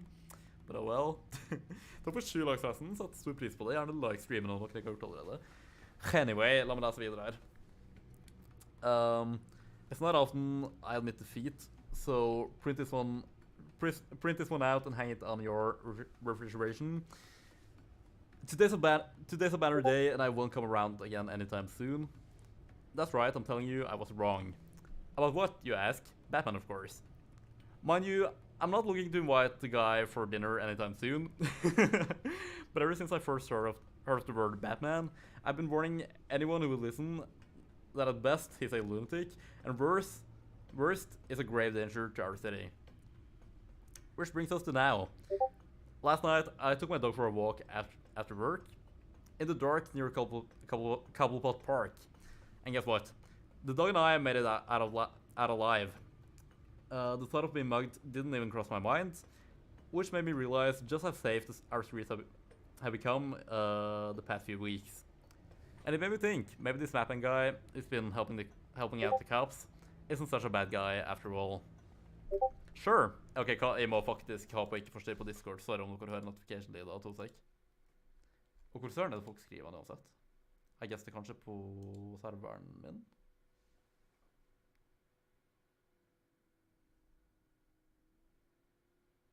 Ok, jeg får svar på det. Men altså, hvis det gjelder å bli med på realmen, så står det i nyheter hva dere må gjøre, basically. Så det er ikke gjennom mail dere må gå, egentlig, for å bli med på realmen. Jeg var sånn jeg får høre fra han da, men det er ultimately han som bestemmer det. Eskil, altså. Mary says, I thought I did a C. I know, because it's in our DM name, and I have a Swedish friend, Nico, with a K, so I do know. I didn't know what I type. Okay. Nah, I'm gonna be mad anyways. Nah, it's fine. I forgive you, Miri. It's okay. It's okay. Moving on. Ok, så har vi en headline her. Jeg tror vi er snart ferdig med den rasedelen her nå. Jeg vet jeg bare satt og lest i sånn 5 evigheter. Bizarre Regler launches terrorist attack at Gotham Casino by Kate Clark. Gotham police are on the lookout for a mass criminal known as the Regler after he led a brazen terrorist attack on the Virago last night. The attack was stopped by Batman with the assistance of the GCPD, further proof of their successful partnership. The focus of the attack was reportedly Gotham businessman Rumi Mori, who is currently hospitalized in what officials say is a serious but stable condition. The Riddler awaited capture and remains at large. However, the GCPD commissioner, James Gordon, said all available resources will be assigned to his immediate capture. However, Gordon could not comment on reports that operatives from the agency were on the scene almost immediately. Investigation into Wayne Tower explosion continues by Connor Barton. Kameraet mitt veldig artig. Det er veldig underholdende at det er en ting fortsatt. Ja. XD, indeed. Gi meg et lite øyeblikk her. Det er det som forbi meg hva som oppnår tingen her i Sverige. Der. Det er gøy. Miri says, I'ma go have fun. We should talk soon. Bye. Yeah, we should. I actually might have some news for you. So yeah, definitely call me sometime soon, Mary. See ya. And thanks for stopping by. Ok, start ferdig her. Jeg leste ferdig det her, sant? Nei. Jeg tror ikke det. Also, authorities are still searching the cause of a massive explosion that ripped through the high-rise headquarters of Wayne Enterprises in downtown Gotham last Tuesday. According to multiple reports, the agency, a highly secretive governmental crime-fighting organization, has also joined the investigation. Det var ikke veldig secretive med måten han skrev det på her, exposed hva han var for noe, men ok? I en public nyhetsfeed. The explosion, which killed Wayne Chief Technology Officer Lucius Fox and injured 14 others, is still being called an industrial accident. The involvement of the agency in this investigation raises many questions about the nature of the explosion, but both GCPD and Wayne Enterprises aren't making any further comments at this time. Wayne Biotech and Triton merger rumored by Mark Phillips. Playboy and Wayne Enterprises CEO Bruce Wayne was spotted late Sunday night at the Virago Casino alongside the casino's owner Remy Mori. A renewed businessman and philanthropist, Mori is a recent victim of the mass criminal, the Riddler. While a Wayne Enterprises public affairs spokesperson refused to give a statement regarding the meeting, it is no secret that Wayne Enterprises is growing its biotechnical division, Wayne Biotech, while one of Mori's largest holdings is in Trykk, a local biotech company. Beast Dragon 18 sier Gjesto-fan har sett på det siden 24. august 2014. Da er det meget rart at jeg ikke husker navnet ditt, altså, fra så lenge siden Beast Dragon. I guess du bare gikk på kanalen siden vi gikk på så eldste videoer, og det var da de ble lagt ut. Det var faktisk ikke min første video i det hele tatt, det var det, som det er flere og eldre videoer tilgjengelig, teknisk sett, via playlists og sånt, men I guess det er det nyeste, eller eldste jeg har offentlig. Anyway, men kult, I guess, anywho. Ja, la meg lese videre. A merger or joint partnership between Trykk and Wayne Biotech could benefit the smaller Trykk, which has been struggling to carve a place for itself in the international markets in which Wayne Biotech is already established. What some have called professional competitions, certain market analysts have called bitter rivalry. Ja, ok, der, ok, jeg bare uttalte det retarda først. Excuse me. With the heads of these two prominent companies meeting over drinks, perhaps this rivalry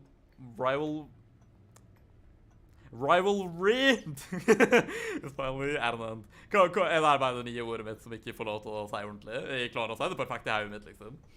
5 things you need to know about the agency by Paolo Ruiz, I guess. We're wondering about the imposing G-men who have been popping out of Gotham's crime scenes. We sat head down with one of their agents and gathered 5 quick facts that would shed some light on these shadowy figures. 1. Waller is at the head. Waller is at the head. Amanda Waller, former congressional aide, was promoted 6 months ago to regional director of the agency. 2. Region everywhere.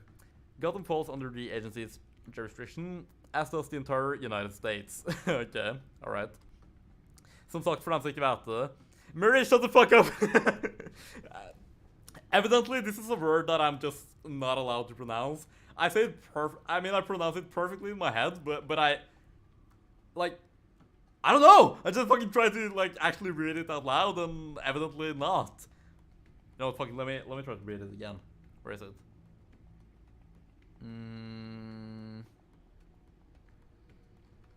Where did I see this? There. Bitter rivalry. I'm gonna say it quickly. Rivalry. Nah. I don't know. Fuck. I don't know why. Some words, man. Some words. Anyway, 3 Riddlers. Their focus. For those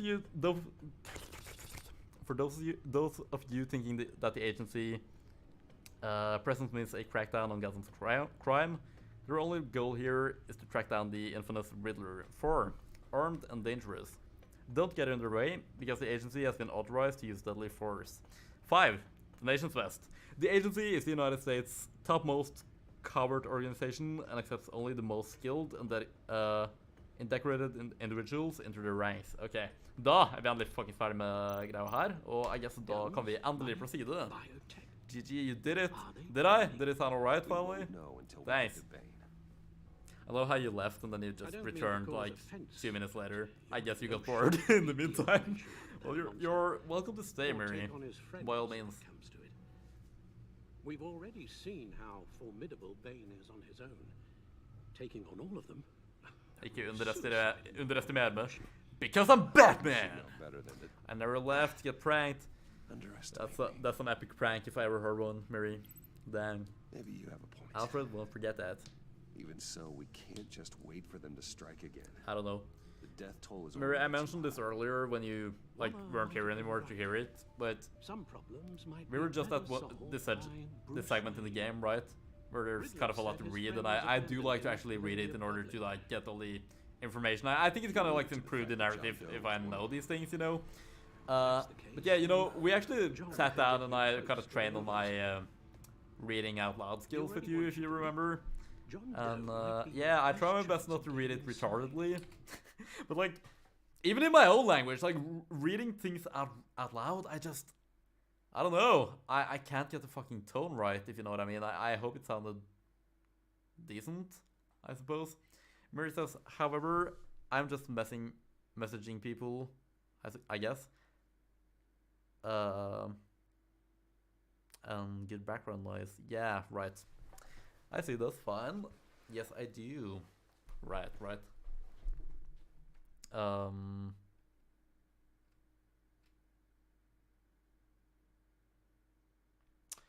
La oss se hva skal jeg svare her. finding out. Jeg tror nesten ikke vi har noe valg om vi vil komme til begynnelsen der. But it's a risk I'll And it have makes to it take. unpredictable. He clearly It's something sees you something acquire, in him that but I appeals think to you him. are getting along well. It'll be dangerous approaching Wait, what do you Bane mean, as like, he I goes still have a away. ways to go, but I am Be kind of suspicious getting of there? anyone Is who isn't that what proven you're criminal. trying to say? You'll have I don't to know. give the performance of a lifetime to pull the wool Jeg er ikke skilled for deception, I hvert fall. over their eyes. Jeg mener det er veldig bra for dem hvis Bruce de Wayne kan, has hvis de kan influence kjøpe on his det, bank eller account. selge det til And andre. as of last year, questionable integrity. Right, det er faktisk Everything sant. a Det kan vi criminal bruke til vår records. advantage, endelig. So that's it then. I find John Doe and accept his offer. How's the weather, by the way, or in the invitation is States, still open. Mary? Good thing you hid that tracking device on him when you had the chance. The chance. For The beat. stack deck. That's where he is. Har han fortsatt bare ikke innsett at de Suppose tracker you han? couldn't wait an hour or two while you rest. You sound good, but you can be better, and I'm just saying keep practicing. Yeah, I will, for sure. Well, the stack deck, 11:38 a.m. Well, at least it goes better when I'm kind of just talking off script instead of reading something out loud. I think the main issue is that I read it faster than I'm able to say it, if you know what I mean. It's just a bunch of hired And I'm kind of muscle rich guys. like half guessing where the sentence is about to go, and then I kind of just like automatically insert some words that are probably correct, but then they aren't always, and yeah, it kind of just messes everything up. I think I just need to take my time, Okay. but not too much time either, you know. He's on your right. It feels like crap when Here he you says it's preach. hot but sunny, You're and most just people call it accused. nice. Colossal, Blue sky. gigantic, Sounds spoiled good. piece of sh- The weather. Wait, hold on. I am. By all means, fortsätt. Let's go on. Finish what you were gonna say. What I was gonna say, the weather in Oslo, I guess Norway in general, but Oslo where I live at the moment, and probably for like the next 10 years, it's been kind of bipolar. There are some days where it starts fucking snowing, or raining, I guess, kind of like gray, kind of a bit of frost here and there. But I am definitely noticing that we are headed towards spring right now. Most days are pretty sunny, and I can feel it getting warmer for sure. Which makes me feel good, because the winter was fucking the worst this year. Like, or I guess last year, before New Year's, and I suppose in January as well, kind of February. I don't know. It was fucking awful up in Ålesund where I used to live anyway, so it's better here than here in Oslo anyway. I'm just glad to not be freezing my ass off up in Ålesund anymore.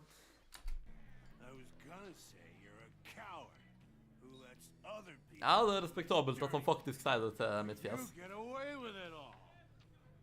Nothing bad ever happens to Bruce Wayne. Föräldrar mina död, du förstår munnen den. Jesus. Ja, tack Joker. Tusen tack. Bruce. Brucey boy. Don't mind Willie. Not your Willie. You look like you could use a drink. Ja, jeg kunne brukt en drink. Det kunne jeg. Murray says, yeah, I have been having more energy, better mood like always, spring and summer. I don't really get like winter depression or anything. I don't really let the weather like control how I feel, if you know what I mean. And I do not mean that in a condescending way at all for the people who do experience that. I'm just saying that I don't. But I run I a just therapy it just circle here every genuinely second fucking Sunday. These it just people lowers need my expertise standard of living when I'm in art. like physically freezing. I do not enjoy it at all. Especially in my bedroom up in Ålesund. Like the temperature was fine most of the year, but A tracker, Bruce. that specific part of the house where my room was. Oh shit! He knows. He knows. Yeah, that specific location where my room was in our house got like specifically very cold during the winters. Yeah, it was awful. Like, I mean, I was working from home at the time. You know, after a long day of work, I would go to bed, you know, just fucking roll over into my bed and go to sleep. And, you know, I wouldn't do the power nap after work because I was tired at all. I just wanted to fucking, how do you say it in English? You know, when bears go for, they go sleep for like a month or two during the winter.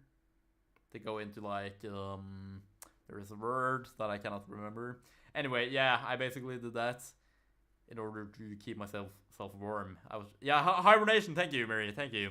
Yeah, no, I wasn't tired at all. I just went to bed to go into fucking hibernation in order to keep myself warm because it was so fucking cold in my room, you know.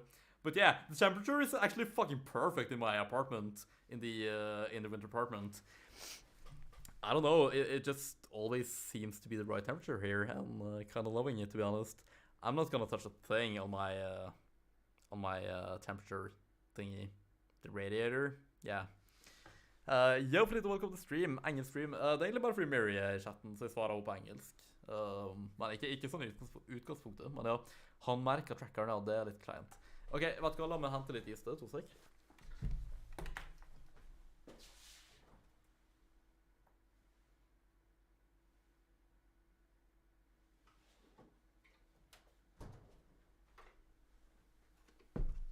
Also, I did ask this question earlier in Norwegian. But yeah, I'm just gonna repeat it in English. Those of you who want to respond in Norwegian, do so. But Miri, I'm just saying it in English to hear your opinion as well. So Elon Musk, he just casually bought Twitter recently. What do you guys think? I'm sure you know what I think. But yeah, I think... I'm not even gonna say it. I'm sure you know. It's interesting anyway, so kind of a big deal, especially for me since I'm using Twitter quite a bit. So what do you guys think about Elon Musk owning Twitter now? Or soon, anyway. Lol, sorry, says Miri. She also says, nah, he just speak it for me, I don't know, Norge. Norge? I think I know, I find it bad, of course. Why do you find it bad, Miri? Why? Det går fint, Finito. Hvordan går det med det? Hva har du gjort på i dag? Jeg bryr meg egentlig ikke uansett. Twitter er trash. Finito, du har ikke prøvd Twitter nok, så du har ikke stemmerett. Og det er din egen feil at du synes Twitter er irriterende, fordi du har ikke fikset settingsene dine. Og det er veldig enkelt å gjøre det. Men ok, det er fair enough. Hvis ikke du bryr det, så bryr du ikke. Det er en annen sak.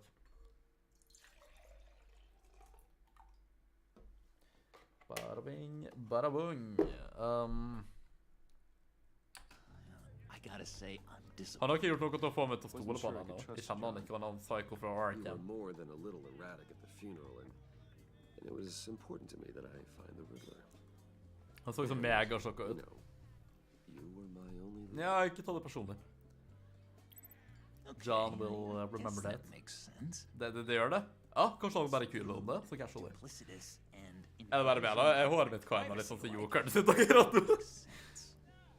Ikke helt, not quite, men jeg er ikke så fornøyd med måten håret mitt er på akkurat nå, da, to be honest.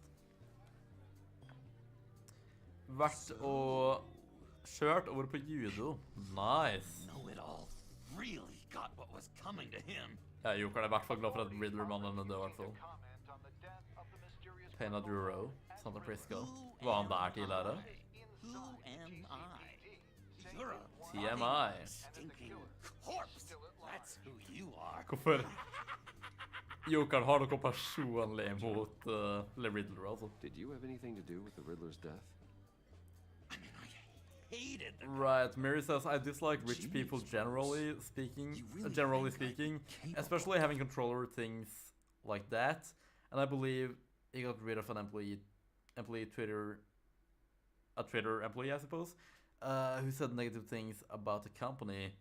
Well, that's bad if he did that. I mean, I'm not gonna be biased if he fired some random Twitter employee just for saying bad things about... Wait, about the company Twitter or about Tesla or whatever? I don't know. It kind of depends on the context, but in general, that sounds bad if that's even true. I haven't really heard about it.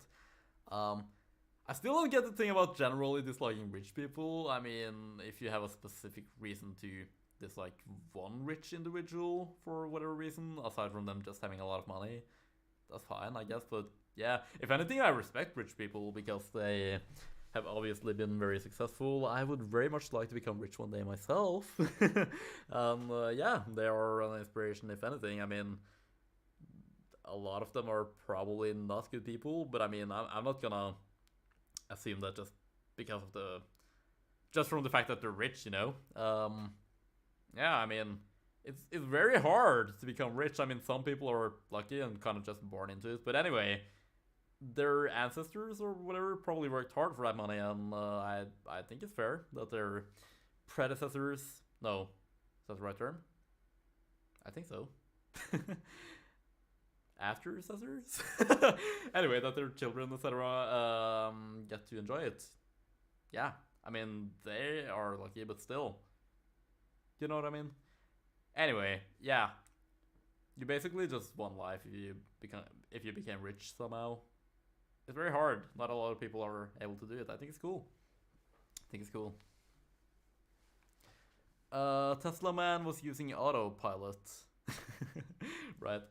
Yeah, no, but as you probably guessed, I think it's a good thing. I mean, from what I know about Elon, I do like him quite a lot. I think he seems cool. He's doing a lot of cool things, and this whole thing about him being so passionate about free speech is obviously very good in my opinion. I love freedom. I love freedom enough to... I mean, you would think that I was American or something. I don't know. Freedom is probably the most important thing in the world, to be honest, and freedom of speech, not to mention that. Yeah, I think it's good. Even if people are actually fucking retarded, then I very strongly disagree with them. I would never silence them, you know? I think that's wrong and not productive. So I think it's cool, basically. Fint å si du da. Hva har jeg gjort på i dag? Jeg har egentlig jobbet litt ekstra lenge, så jeg grindet skikkelig på jobb i dag. Jeg fikk boka 2 møter, målet var 1 akkurat i dag, så det var nice. Og så fikk jeg sånn basically boka 4 egentlig, men de 2 andre sånne som sa at jeg kunne ringe dem opp igjen i morgen. Og de virker veldig villige til å høre meg ut og kanskje få til noe da. Og de sa til og med, ja, vi kan sette opp en tid i morgen, så det er sånn nesten halvveis boka møte allerede, men de virker genuint interesserte da, bare var opptatt der og da, liksom. Så det er mulig at jeg får boka enda 2 stykk sånn automatisk i morgen når jeg ringer dem. I tillegg til sikkert andre som ikke har tatt kontakt med nå, og så har jeg et fysisk møte i morgen og etter neste uke, og ja, vi får se. Ellers har jeg bare spist når jeg kom hjem. Jeg prøvde en ny pizza. Funky Gina, eller kan jeg svare nå at jeg har tidligvis en egen pizza, jeg bare prøvde den. Og faktisk ganske decent. Men har gjort... e-bil vent da. Men han har gjort elbil en ting, og Tesla, og jeg hater elbiler og Tesla, så jeg guess jeg ikke liker Elon Musk. For me, just said that he doesn't like electronic cars for some reason, and therefore he guesses that he hates Elon Musk, evidently. Mary says, well, that's why in a capitalist country you are higher in the caste system, so that is bad. But I think it's fine because you work your way up there, and I wouldn't precisely call it a caste system. It's not fucking India. Cold-blooded murder? After everything you know about me. Som om ikke handler det. Ja, jeg vet ikke så masse om det, kompis.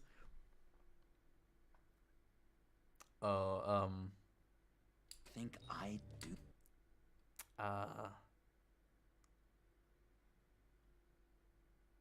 Do that? Sånn, ja, please confess to me om han drapte Riddler. Riddler deserved everything he got.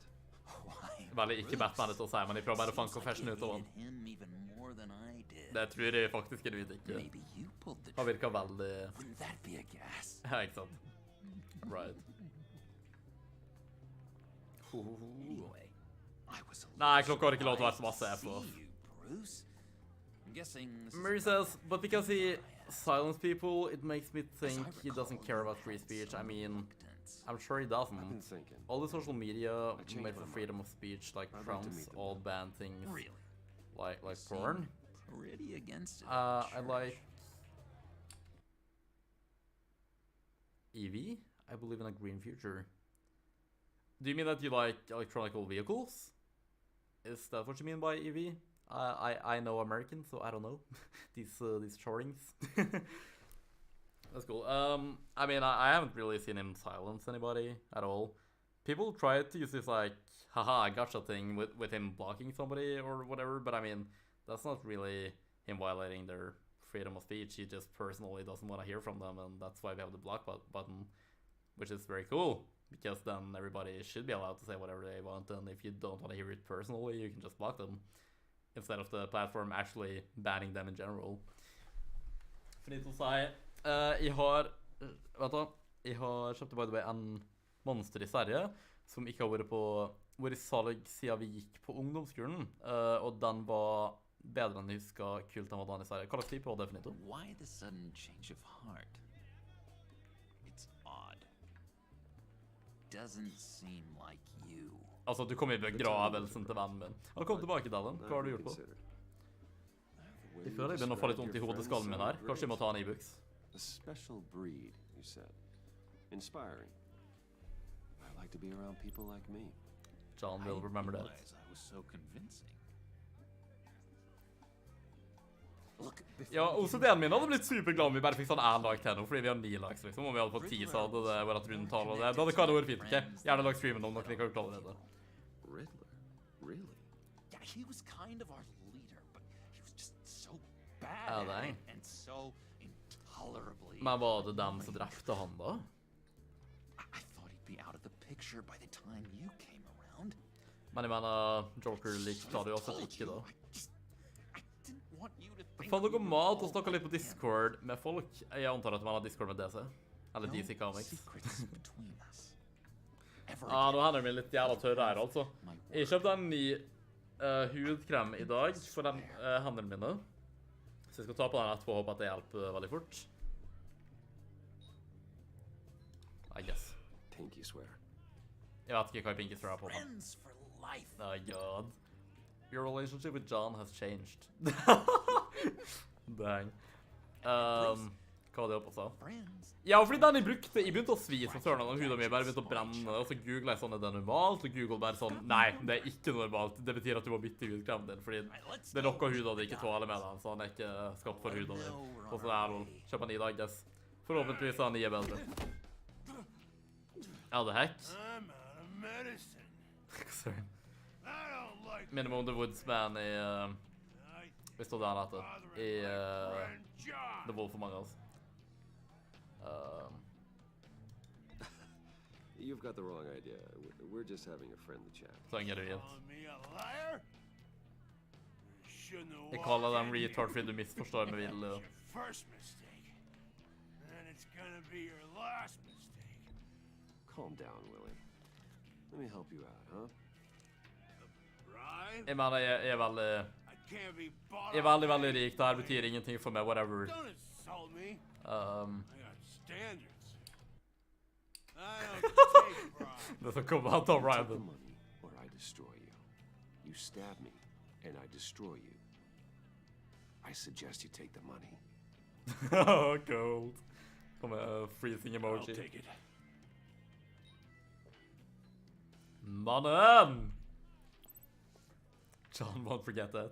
Jeg tror det er beviselig for John at det ikke var et badass. Nei, ikke John, hva jeg si, jokeren.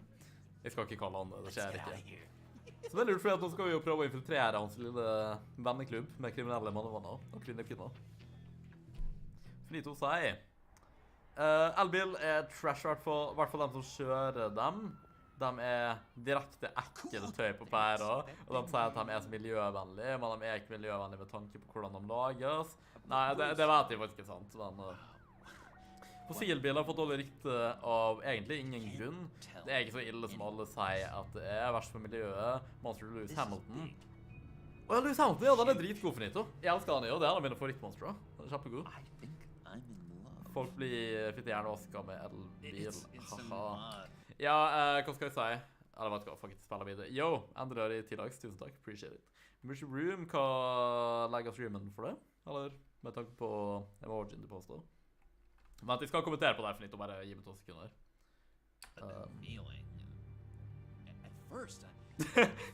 With me, bare fordi det er artig. Jeg regner av at han snakker om Harley, men... Harley. John will remember that. Sjokkert han bare. No. Jævla artig reaksjon. Vi kan være venner Jokebanen. Det skal gå fint. Det var nesten litt tålsomt. Jeg digger at jeg har mye med sjansen til å ta sånn derpy entertainment-humor her og der. Så ser han mine og sånne ting. Alright. Nei, men finito som sagt, ja.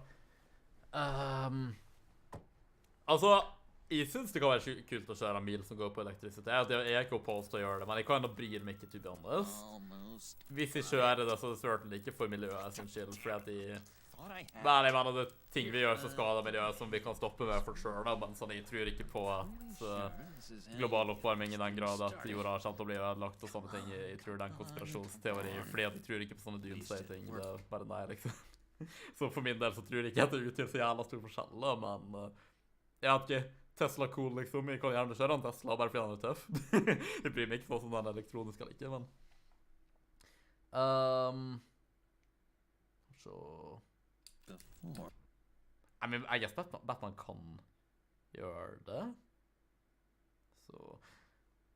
Eller... Jeg vet hva jeg best spør om. John, really? You stole this car? I know it's kind of fallen apart, but it was the only thing available, you know? Det svarer jeg ikke på spørsmålet. Vi snakker om lekebiler her, ja, haha. Ja, Daniel, du har sånn, bensinbil supremacist, er du ikke? Du har funnet ut i godt selskap her. Ja, det er egentlig bare joina. Nei, men hallo. Det er Harley Quinn Telltale Edition. Jeg føler å minne litt om Bloody Mary, The Wolf of Us, faktisk. Sånn ut fra det jeg husker, nå har vi nettopp blitt introdusert hver, så vi skal dømme på nytt i så fall. Lenge siden jeg har spilt det, men...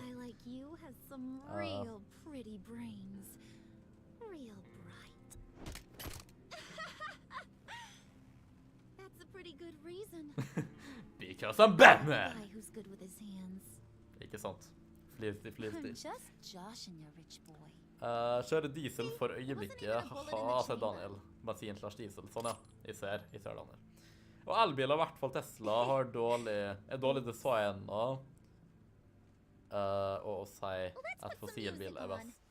Jeg vet ikke om det er dårlig design, jeg synes det ser kult ut. Han var fucking autopilot og sånn. Ok, den hansken der, den er for liten. Det er den bare. Harley Quinn. I knew you guys would hit it off. Sånn, ja. Nei, sure, jeg skal ikke være dramatisk om det. I can see the funny side. See, I told you, Bruce is a good sport. Jeg er en god sport, det er.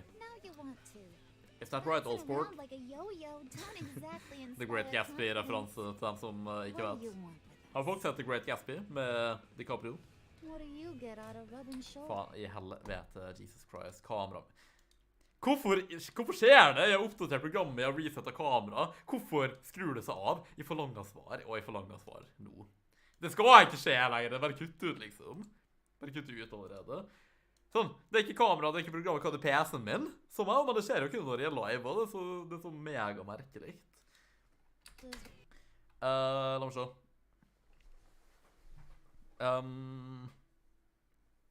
Jeg er enig med at Tesla ikke ser bra ut. Jeg synes det ser bra ut. Ikke den der stygge Tesla-truck-tingen da, men den vanlige Tesla, liksom.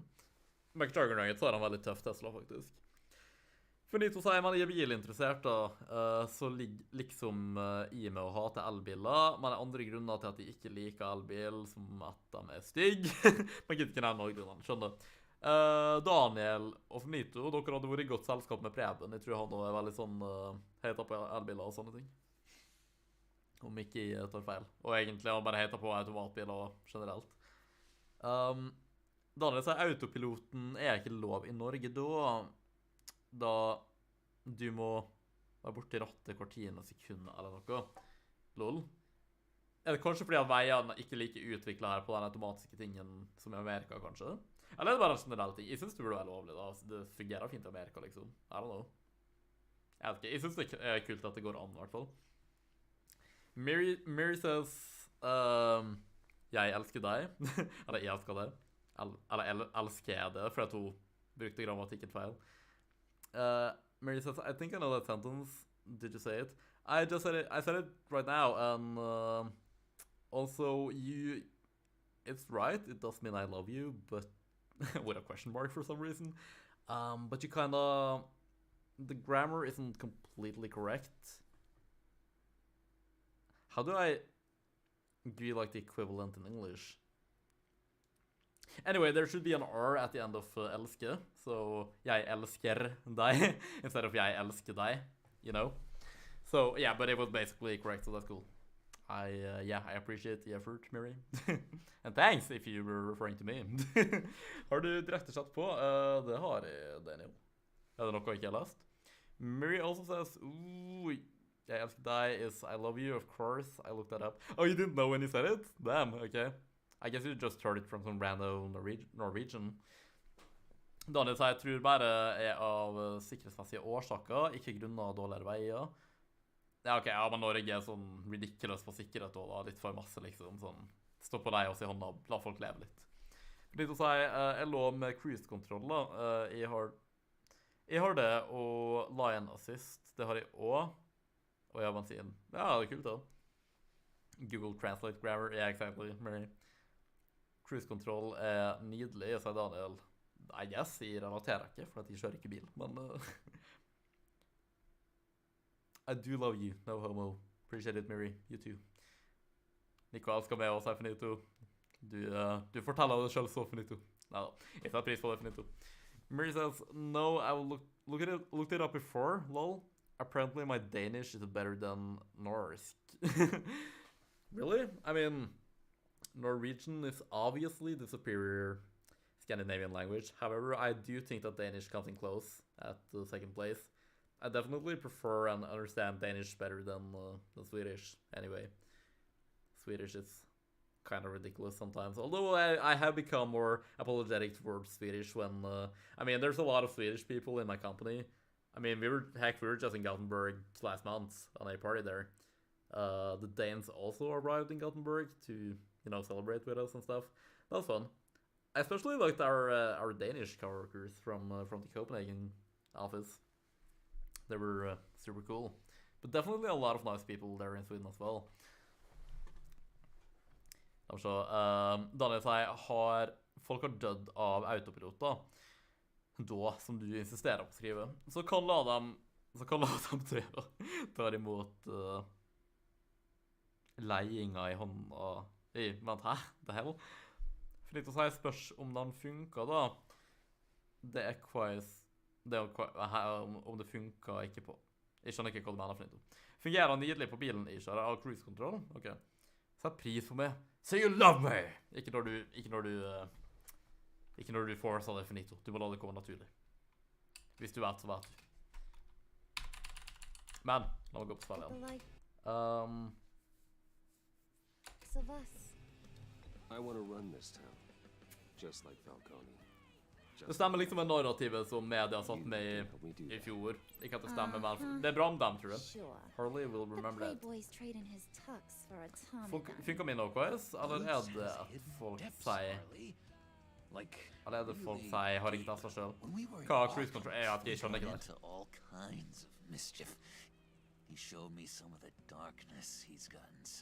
Men er det fortsatt Jokeren som liksom skapte Harley Quinn her? Var det han... Er det fortsatt han som er grunnen til at du gikk fra Harley Quinzel til Harley Quinn? Right now?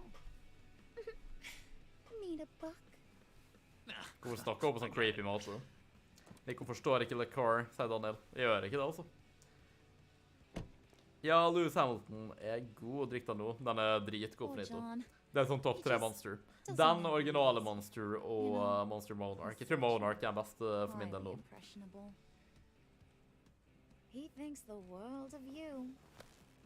Tydeligvis. Asks myself. Harley is fucking up her grammar over here. Kind of a mismatch. Raises all kinds of questions. John and I went through a lot in Arkham. He's a friend. Jeg går I hvert fall med den storyline nå, det narrativet. Drikk deg nå. Nico is dumb. Hvordan våger du, Feminito?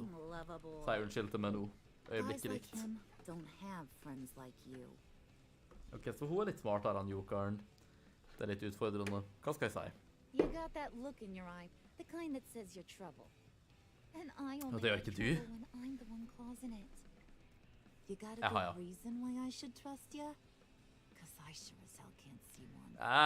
Nei, nå skal du høre.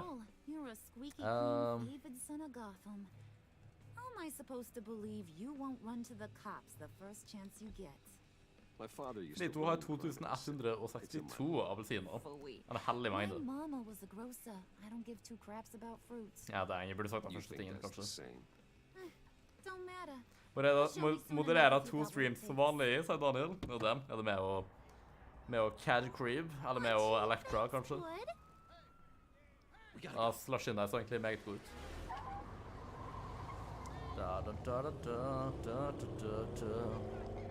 Ja, hva skjer? Ja, bilen til stakkars nasjonen vi stjal han fra. Eller som Jokeren stjal han fra. Your friend was just saying how much he liked you, Pud. Got a little man crush on ya. Ain't that right, Brucey? Ain't that the gist of it? It's the truth. You just made my day, Bruce. So don't forget it. I want you to know. Ta-ta-ta. Kjekt, altså, Benito. Veldig kjekt. Det er fint at du har fått det med det. Veldig bra. Du er en stolt medlem av Kikisten, merker jeg. Oh my god! That is the best damn slushy ever. Really? Steak-egg. Steak-egg indeed, Benito. Det der er rett og slett bare ekstremt klokt. Jeg vet ikke hva jeg skal si. I swear, it'll make your whole body shiver. Jeg vet at jeg ikke har nødt til å tvinge det her over på Bruce, men med tanke på at jeg er sånn på ekte, så nekter jeg å drikke fra ting som andre har drukket, så nei. Det bare er sånn, jeg kan ikke noe for det. Jeg kan ikke noe for det. Jeg informerte hos min date om det her bare sånn en gang, sånn, ok, det her er bare noe du må vite, jeg er sær på det her, jeg kommer aldri til å endre meg. Nå har jeg sagt det, jeg har etablert det, sånn er det. Vær så god, og bli en jelly boy. Fuck ass, det er vi har flere kjegge folk I chatten her, det er flott og bra. Det er flott og bra. You're gonna go get Mama a little present. Come inside there. Jævla derpy og stygt. Twin Tower. A little bird told me there's some pretty Daniel fancy sier I can du tuck og up there. Krølle som, eller pastasalat som han var før. Ja, han ja. Jeg ser Daniel, jeg ser. Fordi så sier ta-ta-ta er bedre enn normal, ha-ha-ha. Skal begynne å flire sånn. Grovt for litt. I know it should be true. Drikkegreier altså. Ikke sant. Jeg var rett å bare informere om det med en gang, Daniel, var ikke. Det er bare sånn det, vi alle vet at det ikke kommer til å endre seg, liksom. Jeg har prøvd, jeg har virkelig prøvd. Det er ikke en personlig ting engang, det er bare jeg som alle, alt og alle. What's the matter? You better not try nothing fishy. I don't want to have to splatter that pretty face. It's okay, Harley. Bruce and I. Hvorfor er hun så antagoniserende? Jesus. Jesus. Is that right? Jeg gleder meg til vi kommer forbi episode 3. Jeg tror aldri at jeg kom lenger enn den i min originale video Will you playthrough. jump when I say jump? Will you bring me the shiny things I ask for? I'll do whatever I think is necessary. That's how this gets done. Sounds like Bruce has got it Jeg kan covered. ikke være en liten pussyboy heller, liksom, om jeg skal være sånn kriminell boy, you know. Jeg må spille med meg på en risky måte, I guess, for å gjøre det autentisk nok. You're on, Brucey boy. Brucey boy. Make yourself useful and get me that phalanx key. And Er det den skeleton key-tingen? Mama really wants to get herself some tacos when you're done. Got this. Ja, det høres faktisk ganske sick ut. Gå til DC-ekvivalenten av Taco Bell. Now. Da er finito, sa jeg. Jeg kan ikke feire på drikkedate, eller som første date, fordi jeg drikker så høylytt, kan ikke noe for det. Hva var det med drikkedate? Winther 12:42 p.m.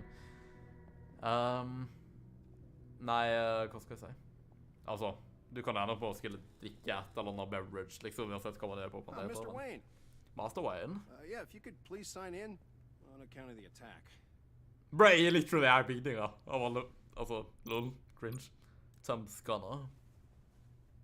So, what brings you in? If you don't mind me asking. Is everything okay? Well, no rest for the weary. Or for the wicked. You're all set, sir. Det er mitt kompani, jeg kan spørre meg komme inn. Jeg trenger ikke forklare meg selv, men jeg skal ikke være søs, liksom. Jeg skal være sånn, whatever, business-ting. Det kan bli deal, liksom. Casual. Daniel, så jeg ser for meg det i ørkenen sammen med NT. Han andre har en flaske vatten og tar en syp før du får gjort det. Så står du og gauler i bakgrunnen og roper nei, nei, nei! Nå må jeg tørste. Ja, basically. Det er alltid et... what? Det var veldig unødvendig. What the heck? Jo, faktisk. Going up, Brucey.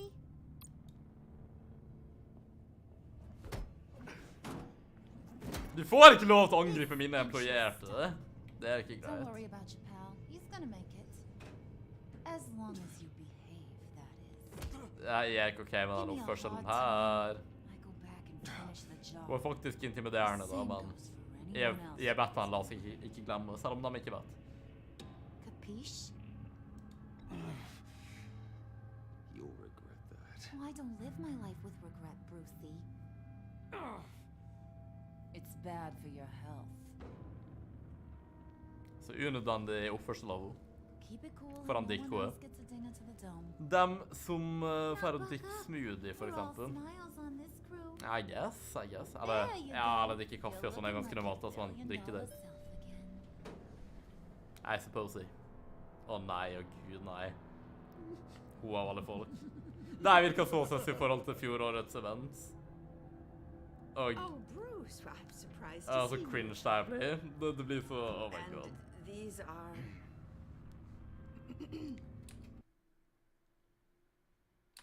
To whom do I owe the pleasure? They're Den nærmeste jeg fashion kommer på. consultants. I figured it's time I try out a new look. Not just Bruce. We're gonna revamp this whole place. Å Dress gud. everyone in snazzy uniforms. Oh, well, no one ran this by me. Just think. Men det er fortsatt mitt kompani, så jeg kan røkke vinne.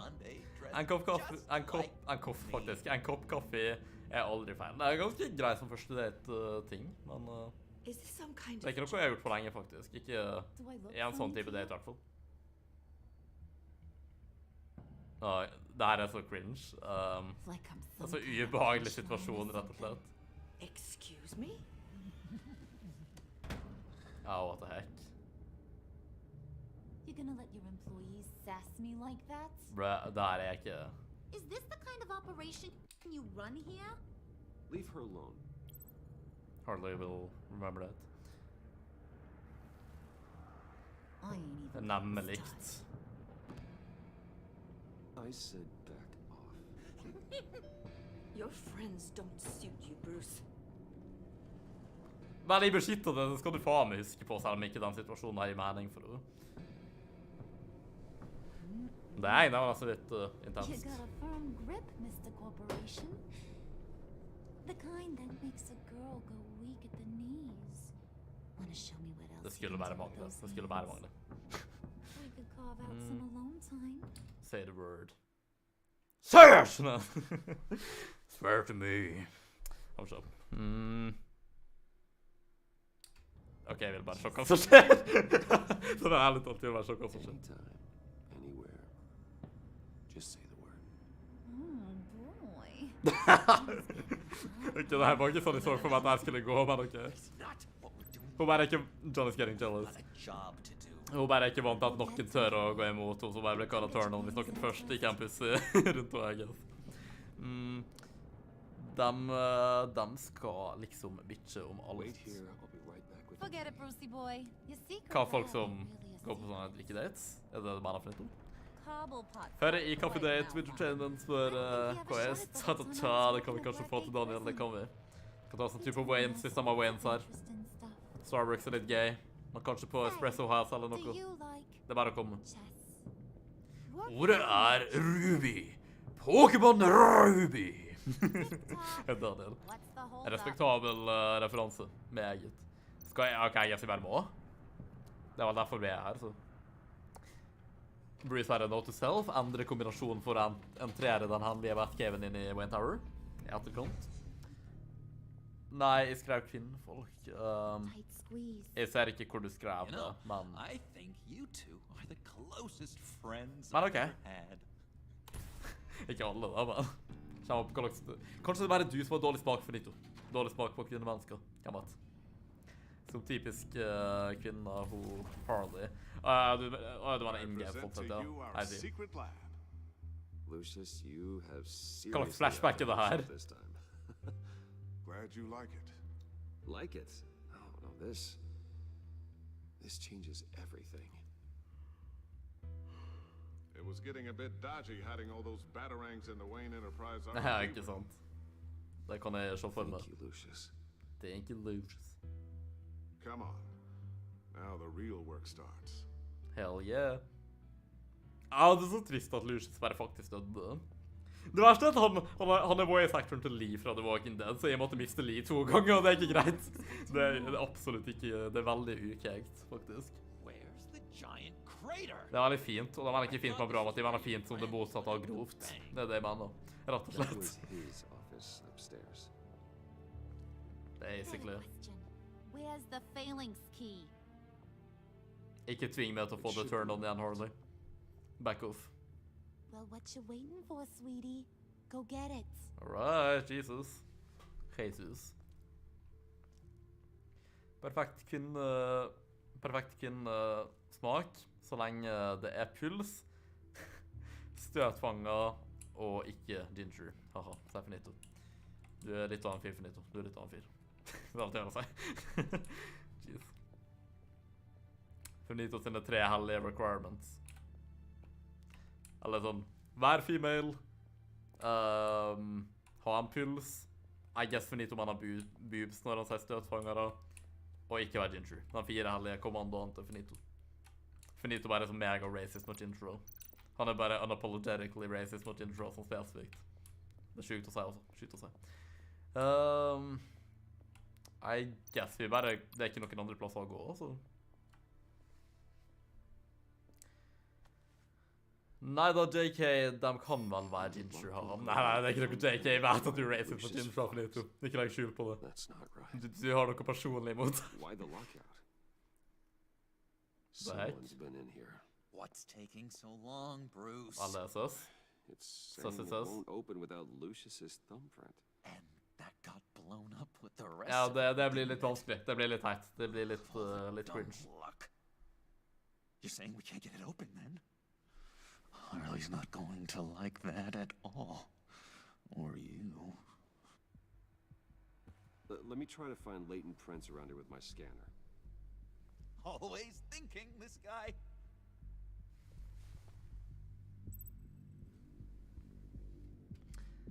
Scan the lab for thumbprints. Ok, jeg skal bare svare på noe kjapt.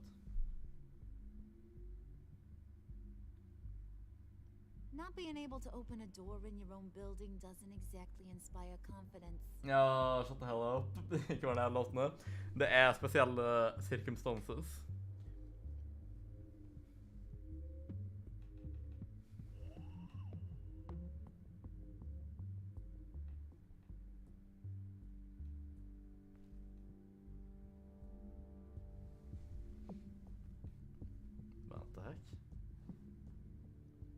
Okay.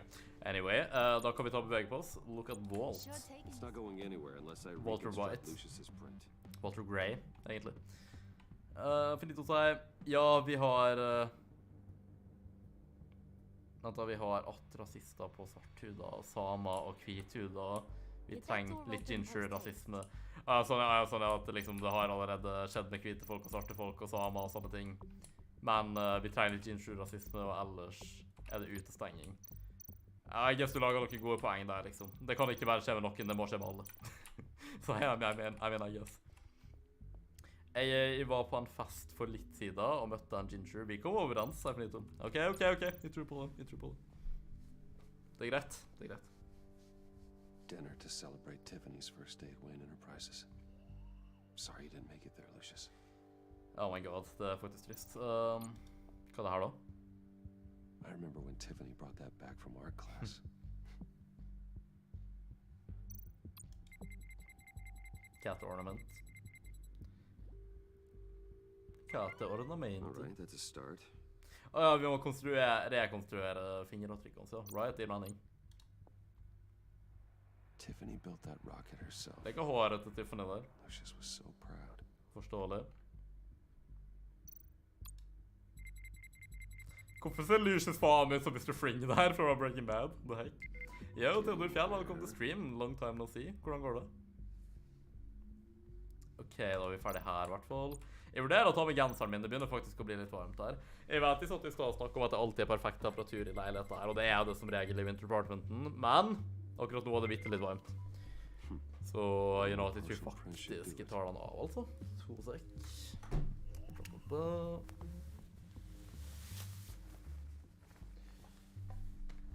Jeg faller der opp håret mitt. Forhåpentligvis ikke. Vent da. Come on already. I'm trying to stick to a schedule. Jeg guess de klager på at de bruker lang tid der. Lang feil. Ja, faen. Der ja, ok. Great. Da kan vi fortsette. Finito seg, men prøvde meg ikke det sparer i til samfunnet. Men du har rett i at jeg litt for glad i memen om gingers. Jeg skjønner Finito. Stripping på stream, sier Daniel. Indeed. Det på bare... Jeg har satt streamen på ikke for barn av en grunn, Daniel. Det har jeg sørt den der. Da skanner den filboksen her. Skanner den. Just a bunch of old reports. Need to remember to clean out some of this junk. Not a single usable print. Jeg liker at de randomly sånn kind of sort of kledd som Bruce, og det litt passende egentlig. EMP generator, ok. Klær av det med en annen, jeg sa ikke noe, sa Finito. Finito, det en tørstig guttunge, nå må du containe det selv litt her, altså. Jeg skjønner fristelsen, jeg skjønner det, men allikevel så det seere som går under barn, sier Daniel. Vel, det ikke min skyld, jeg har established at ikke det skapt for dem. Så det kan ikke si det, Daniel. Med mindre band av dem, Nei, bare ikke folk. Jeg satt på streamen at ikke det er band for dem, og det blir pushet ut av som var likevel det YouTube sin problem. Jeg får se på eget ansvar. Jeg skriver fram ansvaret på det punktet. Ok, jeg tror vi nærmer oss et fingeravtrykk her. Vi mangler bare en siste bitte detalj. Ja, det ikke så mye som å interacte med her da, men... Og jeg guess open fordi at vi har rekonstruert det, kanskje. Ok, sikkert. Så my man sier hun seg for nytt. Nei, han stakk da. Så det var ikke noe å tenke på der. Nice. Sick big. Even now, still finding ways to help me. Eller Theo, sier Daniel. Don't Nei, jeg mener jeg som klassifiserer som barn med tanke på at han ikke er over 18, men... Jeg tenker ikke at det er 18-årsgrense hva jeg teller da, men... Bare i hvert fall en del... Liksom, du burde ikke se på om du er som fucking 8, 9, 10 år, liksom, ikke sant? Egentlig ikke noe under 14 heller. Nei, jeg er 15 kan gå bra, og oppover. Jeg tror kanskje vi hadde sagt sånn 16 oppover er det optimale. Tiffany. Ja, det er I told you I'd find out what you got my dad mixed Så jeg så bare var han ille. This is much worse than I thought. You're not safe here. Og Breach har fortsatt inn, men jeg lar det slide fordi faren What har the hell snart are you stedet. doing with a secret room full of weapons? What's going on here, Bruce? What's all this for? Fuck it på det punktet her. Your father worked with Batman. That's who all this stuff is for. Definitely won't forget that. I know it. Batman. His tech. Dad's fingerprints are all over it. Theo is my rival, definitely. Answers, but I didn't expect this. Hva synes du at han dårlig ting? These people you're with. I saw on the cameras what they did to that guard. To Regina. Vel, bare skjønn at du må... Same to you, or worse. Get out of sight. Bruce, what's taking so long in here, huh? I don't know, dude. Jeg var på hjem sammplass. I know you. Ja, faen, hun gjør ikke det. We Men met no at your attempt. father's funeral, Oh my John. god. Okay, Bruce. we need to get 16 år og oppover høres litt ut som Truls nå, ikke, og i hvert fall uten kost. Fordi du ikke den der. Absolutt ikke den der. Harley. På noen måte. I mean, she's gonna want to know about your friend here. What am I supposed to tell her? Just act natural. Natural? Yes. El natural. Acting normally. There's nothing wrong. Normality is a social construct, Bruce. It's a way of exerting control over the other. He means keep your mouth Jo, shut. kid-based, spørsmålstegn. Det hell. I don't Vi lever want certainly i to et samfunn også. Harley, Det gjør vi. But I'll do it for you, Bruce. Thank What you. I really need is the phalanx key. You give me that, I can go out there and, you know, make Harley happy. Men det kan jo bare forklare til Tiffany at de er fucking undercover og bare sånn at hun er i fred You etterpå. mean this? Etterpå. Oh my god. Hvorfor har hun akkurat den tingen de ser etter? You've got to be kidding, Bruce. You can't give Du this- skal gå med det her, og så skal jeg forklare det til deg etterpå. Jesus Christ. Need to get personal. We're all on the same Ja, side. Jesus, kom an. Please, Tiffany. I've been honest with you every step of the Jeg way. har faktisk det, til tross for at det var Now I need ubehagelig. you to trust me. Please. I better not see this on the Jeg skjønner situasjonen og lignende, men hvorfor går hun med en hettegenser her inne? Det er ikke appropriate. This is a place of business, goddammit. Kle det bedre, kle det bedre. Thank you, Tiffany. Men jeg lar det slide, som sagt, på grunn av circumstances. Men ikke lenge, ikke lenge, ikke lenge. Sure this. Stay out of sight until we are long gone. Your relationship with Tiffany has changed. Jeg aner ikke om det er for det bedre eller for det verre, men... You better know what you're doing. Took you long enough? Har glattkjøring om 2 dager. Og like til, Finito. Jeg håper det går bra. Into a portal to another dimension or something. Ja. Veldig random sagt, men I mean. You boys did good, you know. Bra. Made Mama proud. Flott og bra. Flott og bra. It don't look like nothing special. You've got what you wanted. Now let's just get out of here. Jeg liker Blow pianomusikken. that thing up too, John. I need it. Søren er det der uansett. Jeg liker ikke helt hvor det her gikk han. Jeg vil ikke at det her skal bli en vane akkurat. De ga at det her ble recordet på kamera. Det blir ikke et problem, blir det ikke? Burde ikke vi tatt litt flere forhåndsregler? Det var veldig abrupt da, mener jeg, men we manner 5:49 p.m. Are you all right? Det var veldig spontant, mener jeg. Takk, Nico, sa jeg finito. Du er veldig velkommen. Så. I was keeping an eye on you over the security feed. Nice. By the way, har jeg sett først... Unexpected. Du så første sesongen av Cobra Kai, ja, right? So much Jeg har fortsatt ikke sett de gamle Karate Kid-filmene. Jeg har tenkt å se alle sammen på et punkt. Så da ser jeg nok Cobra Kai-serien eventually. Jeg har lyst til å se den, men... Den eldste Karate Kid-filmen jeg faktisk har sett, er den nyeste, I guess, med Jaden Smith. It's only a matter of time before she puts the rest of the pieces together. I heard you reveal that Lucius worked Den er ganske with bra, Batman. egentlig, om jeg ikke husker feil. But will that satisfy her? You know what she's like.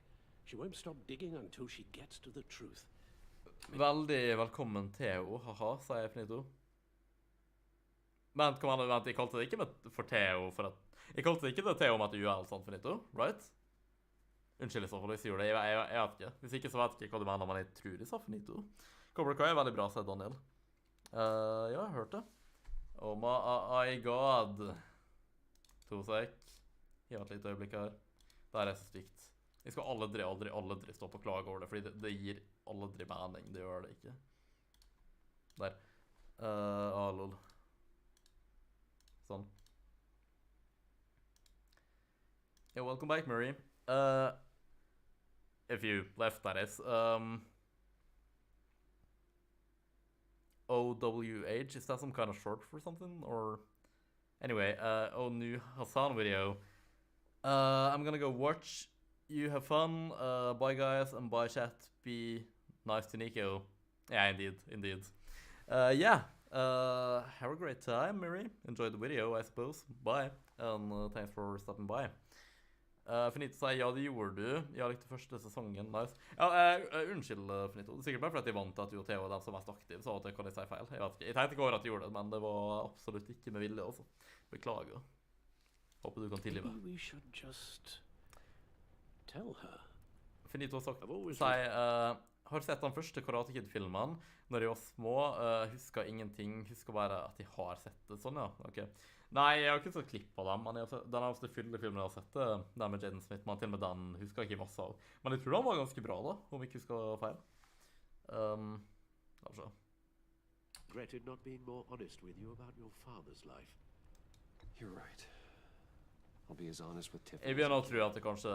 Very good. Ja, kanskje kan være noe over det. Og Alfred og Prue, altså. Daniel sier, jeg tilgir det ikke. Jeg trenger ikke din tilgivelse på det matteret her, Daniel. Så det går fint. Miriam always great with him, says me too. And replace tonight's you say so. security camera feed with dummy footage. Yeah. Ah, nice. Bra. Du har noe sånn jeg tenkte på. Afraid your fashion consultant's cover story. Ja, jeg har nødt til å snakke med. More problems. Your encounter there was too bizarre to be ignored. Ja, Jesus. After what went on. Kan de måtte gjøre for at de ikke holdt seg smooth da?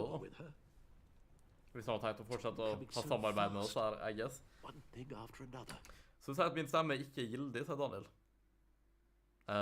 Ja, i det tilfellet her, fordi det er ikke relevant til det.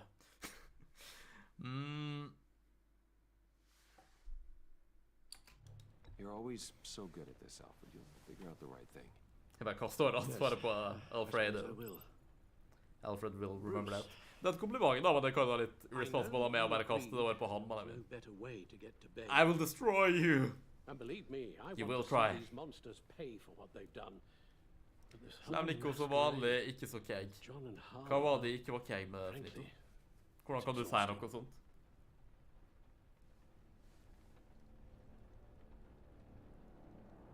Lebet signalikus. Well, be careful and good luck.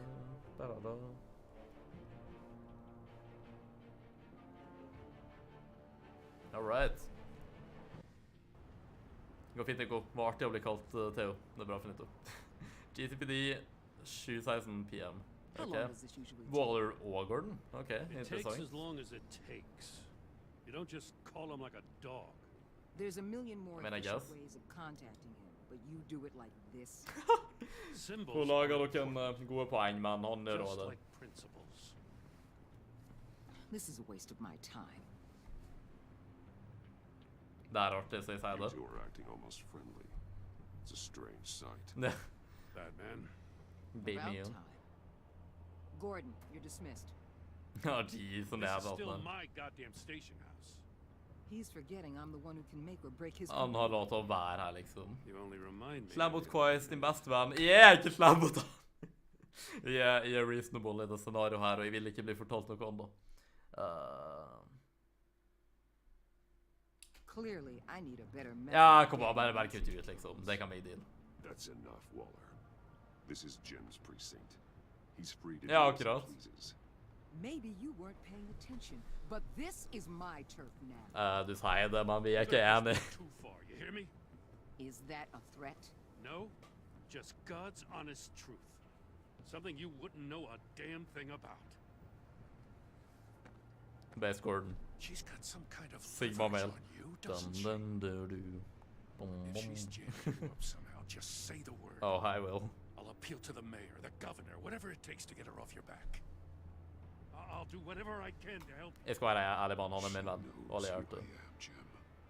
Da skjønner han at det ikke er et betrayal hvis de må gjøre ting. Gordon won't forget that. Well, so do I. You're Batman. That's all you ever have to be. That's all Gotham needs. Gordon har skjønt jeg elsker Gordon. And you, Faen for den karakteren. if you're threatening to take that away, you should be ashamed of yourself. Ja, akkurat. My man! Homie. Homie Wonken og Homie, sier bare det er hen.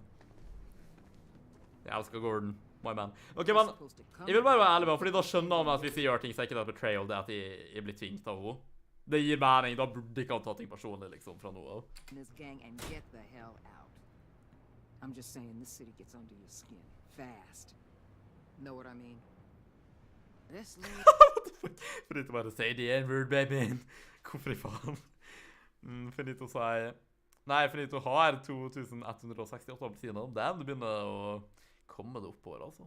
Plans and all that. You didn't choose this profession because it's easy. Nei. You do the job, or you don't. Ikke sant. You're absolutely. Waller will remember that. I guess you locals see it differently. Agent of Esther. She fought to get on this assignment, you know? Wanted to see her old neighborhood. Wanted to see you. Her hometown hero. Nice. She wanted to impress Jeg er ikke så veldig bra for henne, men She I mean. admires what you do for the people of the city. Your respect is important to her. Her enthusiasm almost got her killed. It didn't, though. Because of you. Det er sant. That's the part you need to focus on. Det kan jeg gjerne. Jeg liker hans plutselige positive entusiasmer. Og innstilling. It's actually a counter-agent. Jaha. Venom counter-agent. Og Venom... After a brief rush, it'll flush the venom from his system, leaving him weak and exhausted. Ja, jeg skjønner ikke alt. Could be Ja, Bane? Ok. Jeg henger med. So, Jeg fant det her til Venom, det han har inne i blodårene sine. heard you made some new friends. You're having me followed. Thanks to you, Jeez. Jeg trodde Batman skulle despawn nå. that'll open every lock I would want to keep both Sånn som han gjør med Gordon hele tiden. They're clearly planning something. The stakes are too disrespect, high sier jeg to bare. leave anything to chance. You know, I actually considered asking you to infiltrate Riddler's gang. Before everything blew up, I knew I could count on you to get me close to them. Close to Bane. You're good at this. Seems like you've already won Harley Quinn's trust. La oss se.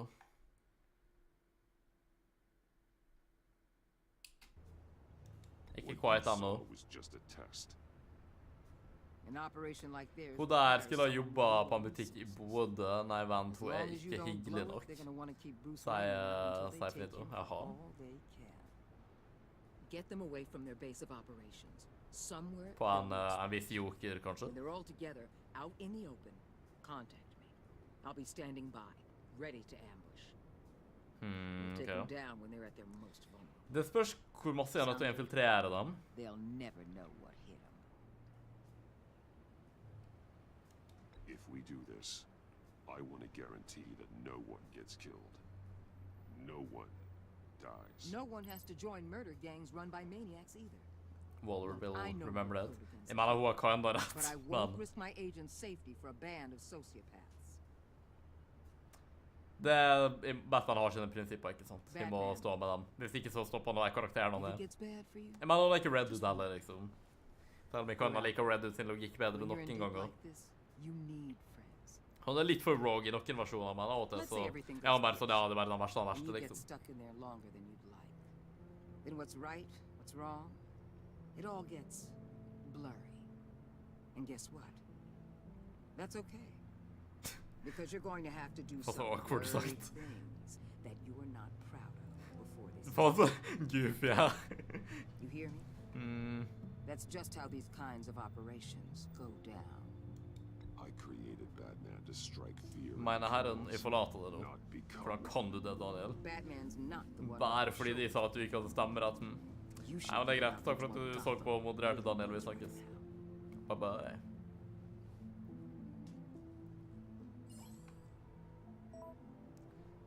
Joker sier you're in.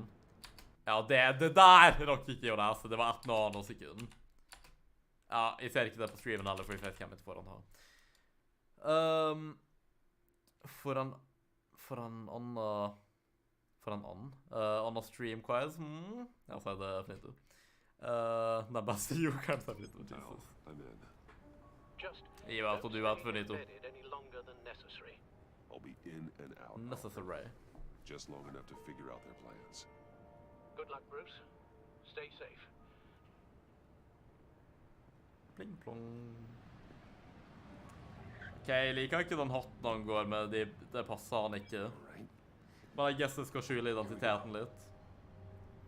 I suppose. De måtte vel bare gjøre det på den måten her, I guess. Snålt, men...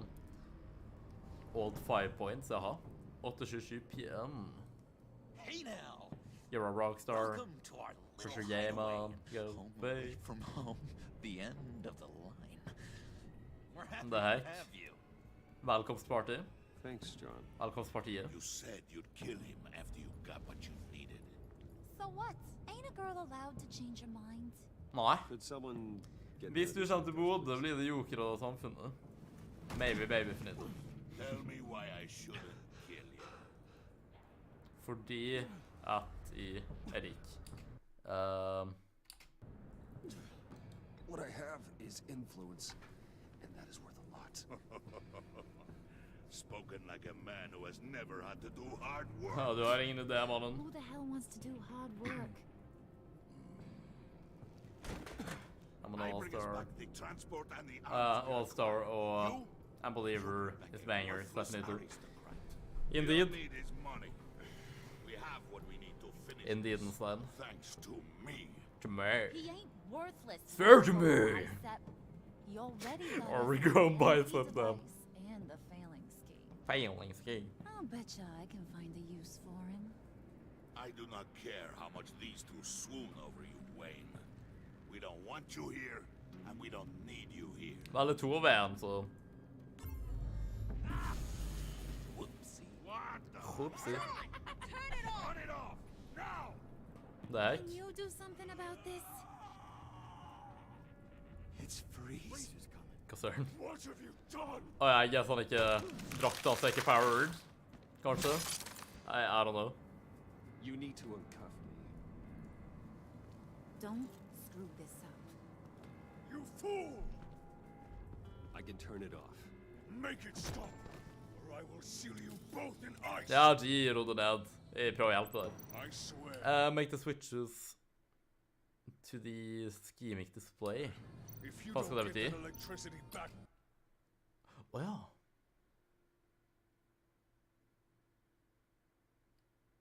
on immediately, I'll send you to a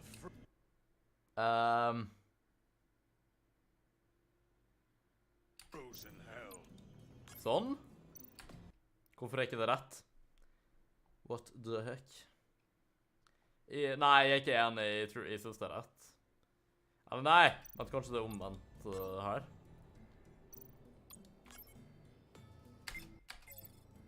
First gimmick matched. Ok, sick.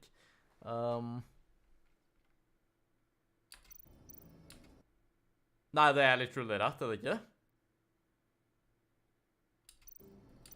Det er for real rett, i serga.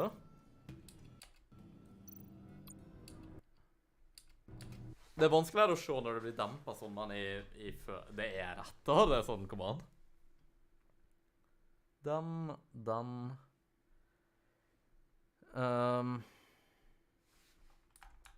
Åja, nei, vent, kanskje her? Nei, det er rett. Det er søren rett, jeg skjønner ikke.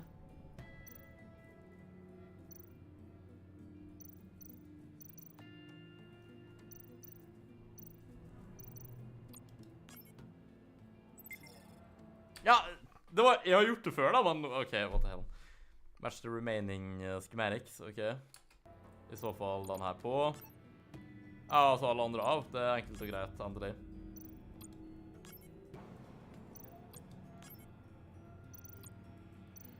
Ja, nei, virker det enkelt nok. Det det, ja. Joker bare gav meg en task og skapte en situasjon som vi kunne fikse for å redde meg litt inn her. Kan ha smart, egentlig. Kan ha smart. Jeg var på fest på lørdag, Finito. Tror det første gang jeg var fyll på minst 3 måneder, maybe mer. Og dem, hvordan var det, Finito? Hvordan gikk det? Du så negativ, Bane. Du så negativ. Back to work. Who put you in charge? Somebody has to give the orders. The orders.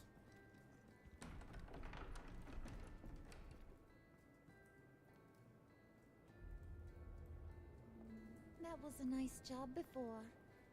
Come on up to my office. Ok. Jeg føler det noe av det siste jeg husker. Jeg tror det aller siste jeg husker var at jeg var i en back-alley med Bane, for some reason. Og jeg tror det var i episode 3. Så jeg tror ikke det så masse mer som skjer mellom nå og da, som betyr at vi må den her på slutten av episode 2. Håper i hvert fall. Det begynner å bli litt sent nå, så... I don't blame you, after all the trouble I caused. Ja, hallo. You probably noticed I like to stir things up. Clearly. It's a bad habit. Well, it's made me more enemies than friends. Ja, stopp å gjøre det da. I want to say, I'm sorry for messing with your people. Takk, hun virker faktisk genuint som et menneske. I know they probably mean a lot to you. Tar det oss fun? Nope. Men jeg kan appreciate det her, I guess. Thank you, Harley. Your apology means a lot. Really? You probably think I'm a terrible person, but I want you to understand. To understand. You see these animals I work with. In my business, you let your guard down for a second, you get torn to shreds. I can only imagine. If I'm always pushing buttons, it's to keep people off balance, you know? I keep them guess. guessing my next move. Keep the real Uprediktabelt. I hope you ain't gonna judge me for it. Bare hold litt tilbake med meg, du snill. I've been at it so long, I don't even notice I'm doing it. I'll be honest, Harley, I wasn't sure what to make of you. I'm impressed. I mean, I guess. Harley won't forget that. Hvis det alltid en act for å på at det bare holde folk i sjekk og sånn. Det kan enda litt respektabelt på en måte, men ikke for respektabelt. Well, you saw Freeze. John's sweet, and believe me, he's got heaps of potential. But he's still a growing boy. Det så rart at Jokeren kan ha en sånn pussig versjon av Jokeren her. Det veldig snålt, egentlig. Jeg ikke sikker på om jeg liker versjonen her av han så veldig godt. We're pulling a job tonight. I want you to be a part of it. Okay. I already showed you know how to use that. Right, jeg tror kanskje det slutten eventuelt. I want you to come with. I guess jeg bare må bevise noe for dem. That's what I wanted to hear. All will be revealed eventually. Using that EMP, though, that's gonna make tonight's job a whole lot less messy. Okay. That no-neck asshat Bane, he loves making a mess. People getting killed just makes his day. If you're gonna come with, Buffoon. you gotta convince the others. Convince them? It's a real pain in the ass Shot av sometimes. 260%, tror jeg, Finito. Og dere har halvjeger og sånne shotboxer, men ga dem masse oppå. Ok. Ga masse bort, men fy faen, jeg koser meg. Ja, så bra, Finito. Jeg har ikke opp med han, fordi det vet vi liksom ikke den versjonen her, I guess. Det kan ha stått ut som han liksom ikke vet fra før. Jeg bare faktisk bonda å bli homie med Harley her da, som på et personlig nivå.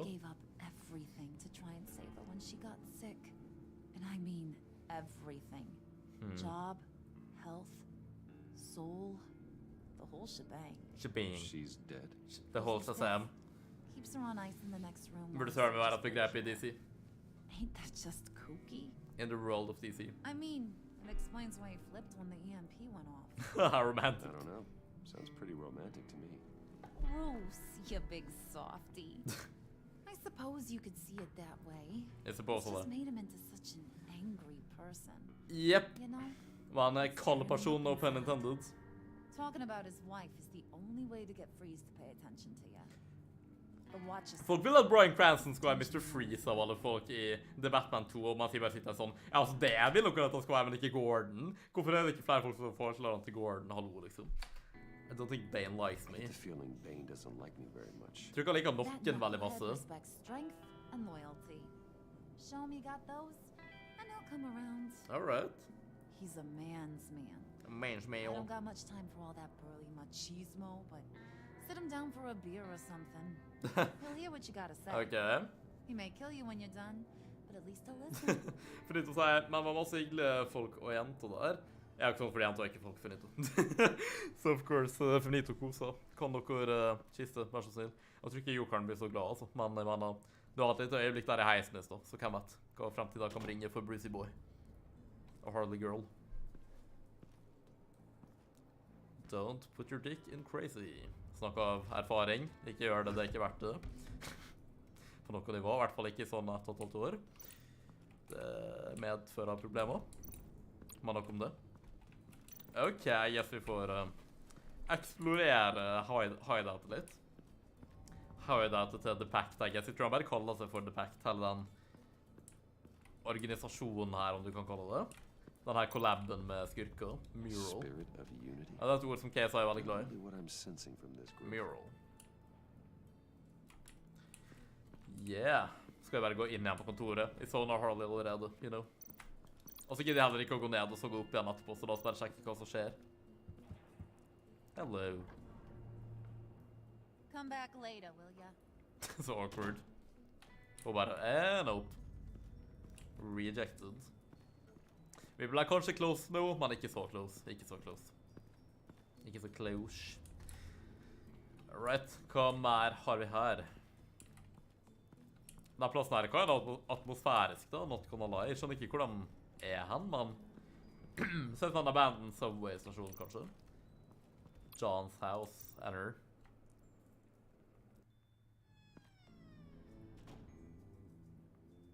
Hey, buddy! It's always so good to see you.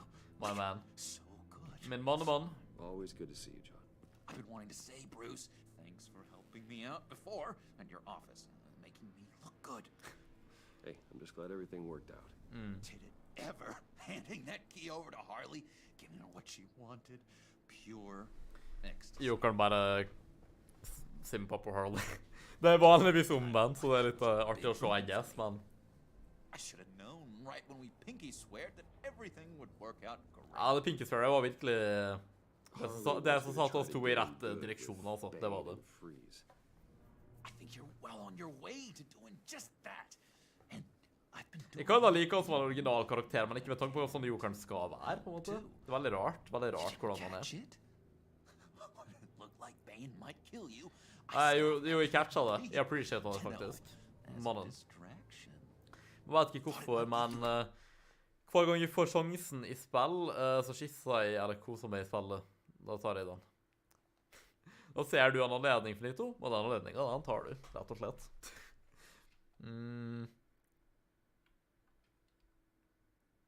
Chance to show off your technical skills in front of Freeze. Litt hardt, men det var ikke noen bedre alternativ å si her, føler jeg. You my life, John. It's what pals do. I know you do the same for me. Er det en sånn Arkham-vakt som er bildet av der, og så ha-ha-bildet med Regler. Ser jeg bildet der i bakgrunnen med Jokeren, og så limt på bildet av Bruce? Faktisk jævla artig å se på bildet i bakgrunnen. You better get cracking on getting those other guys to like you too. Because I don't want to have to watch what happens if they don't. Enig.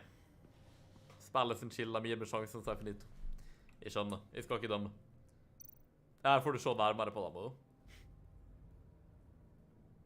Think she brightens up the room. 1,000-watt face. How'd you two meet? Same way you and I met. In Arkham. Det er en romantisk plass som bringer folk sammen, rett og slett. Gave me a reason to live out here and experience all this. Ok. I don't see how we aren't destined to be together. Tror du kanskje at de og du er destinert til å gjøre det for alltid? Just wouldn't make any sense. Hun ser ikke så interessert ut på bildene da. Nei, ikke sant. Her er det bare sånn jokeren som simper på Harley Quinn, og det er vanligvis veldig omvendt, så det er veldig snålt, egentlig. Jeg blir ikke helt vant til det. Men jeg er veldig interessert i å se hva som skjer med Joker sin karakter i løpet av spillet. For de vet jo ikke hva som skjer etter episode 3 eller noe. Jeg spilte aldri så langt, you know. Jeg gleder meg til vi kommer forbi punktet vi var på i videoserien for mange år siden. Da har vi Beer i inventoriet og Venom Canner Agent. For Bane i tilfelle. Nå har jeg bildet. Det her bare, ja det var det jeg trodde. What the fuck? Jeg skal ikke spørre en gang eller si noe. Empty space. Did you have one here? Oh, that spot was for Batman. Aha. You like Batman? What's not to like? Jeg vet jo hvordan jeg elsker Batman, men ikke på den måten.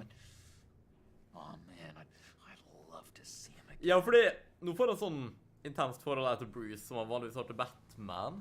Litt interessant at han får det med begge to når han ikke vet at vi er samme person en gang, men ja, bare vent til han får møte Batman, han simper han i hvert fall på sin egen psykotiske måte.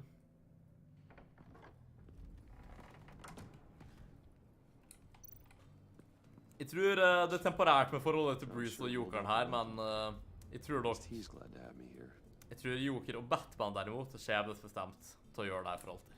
Det tror jeg. Jeg elsker den quoten i The Dark Knight. Kanskje min favorittquote i filmen nesten. Men min favorittscene generelt i The Dark Knight er interrogation-scenen på DCPD. Den er awesome. Favorittline i Batman Begins er faen meg Swear to me! Jævla artig. Holy hell. This material will keep whatever it's insulating from being affected by the EMP blast. Ok, jeg må klare å kjappe meg litt her. Joker sier bare I meant Batman sin D, I guess. Hello. Ja, kan jeg få lov? What the hell do you want? Who the hell are you supposed to be? Get out of here.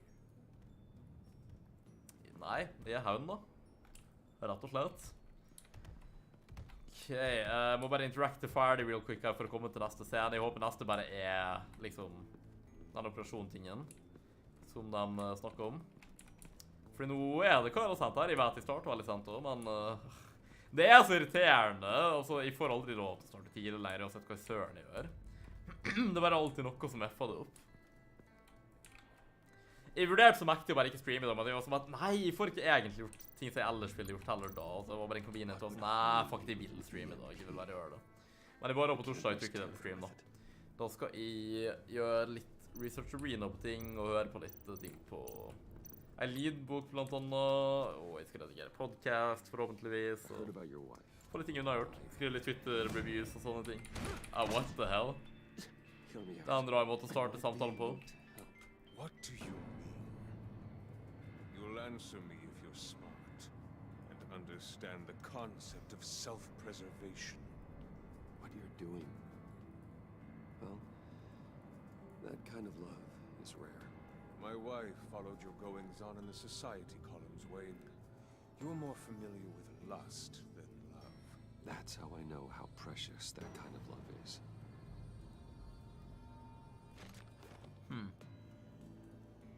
What if you get caught? Mr. Freeze kan ha en admirable karakter på en måte da. What do you propose?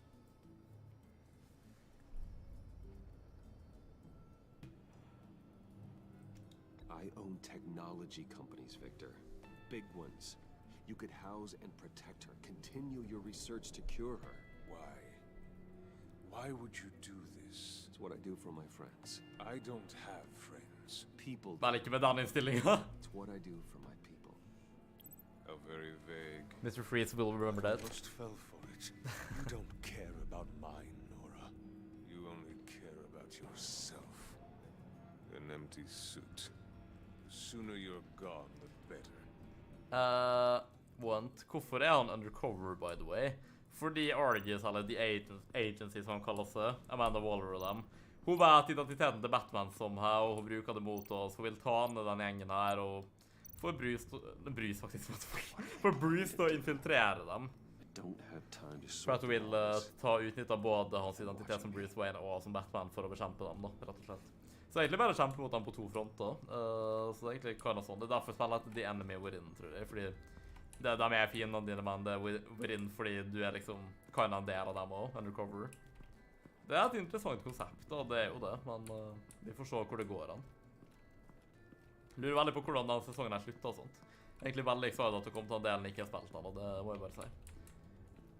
Hvordan kommer vi bort til Bainicus? Masterbein.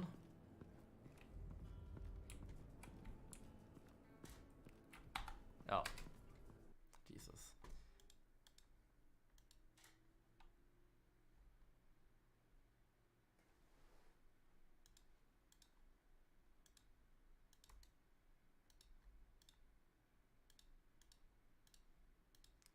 I'm back.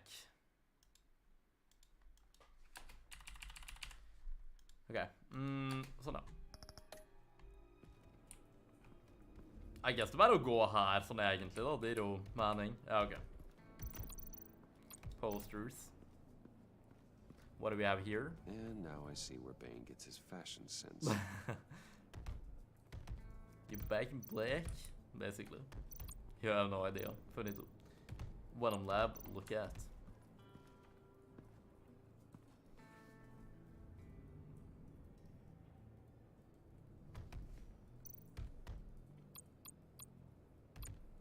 Jeg tror jeg starter med Jan Eiol, bare sånn.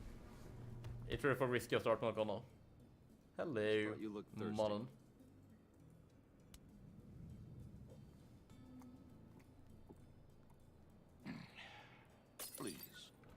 Det sto thank you på teksten, men han sa det ikke, men jeg guess det kanskje var en måte å vise at han var takknemlig, selv om han ikke sa det. Jeg også gjør det.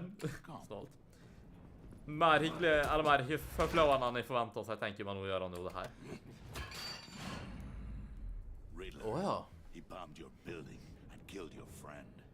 Someone did that to me.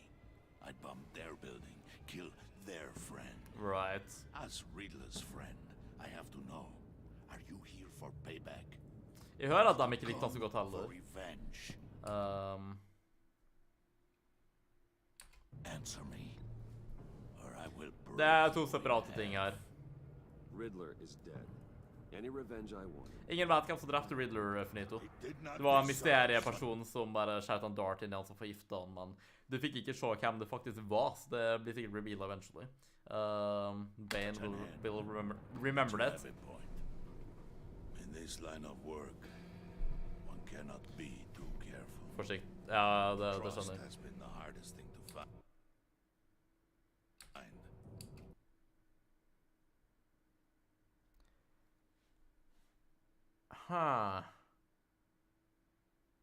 Jeg vet ikke helt.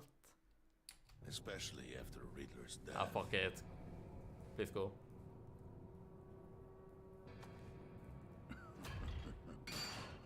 Jeg føler også veldig evident hva han gjorde, men don't risk, sier Finito. Jeg kan være enig, men det gikk da. Jeg bare tok det på magefølelsen egentlig. Men jeg skjønner hvorfor de sier det. He was with my crew at the police arsenal. The prisoner he was supposed to be guarding got away. And yet he doesn't have a scratch on him. This is crazy! I suspect we have a traitor among us. One begins to Traitor might be an imposter among us. It's Sassy Baco. And that prisoner getting away. Hank Trader Breaking Bad. Loyalty is all that we have. But there can be no trust unless I can believe that you are who you say you are. And that you are really willing to do all that you claim. Ikke sant. Only Sassy one Baco, of you ta-ta-ta-ta-ta-ta. The sooner one of you picks up that pipe and bashes the other's head, the sooner we get this over. Fine. Hva sånn skal jeg gjøre her?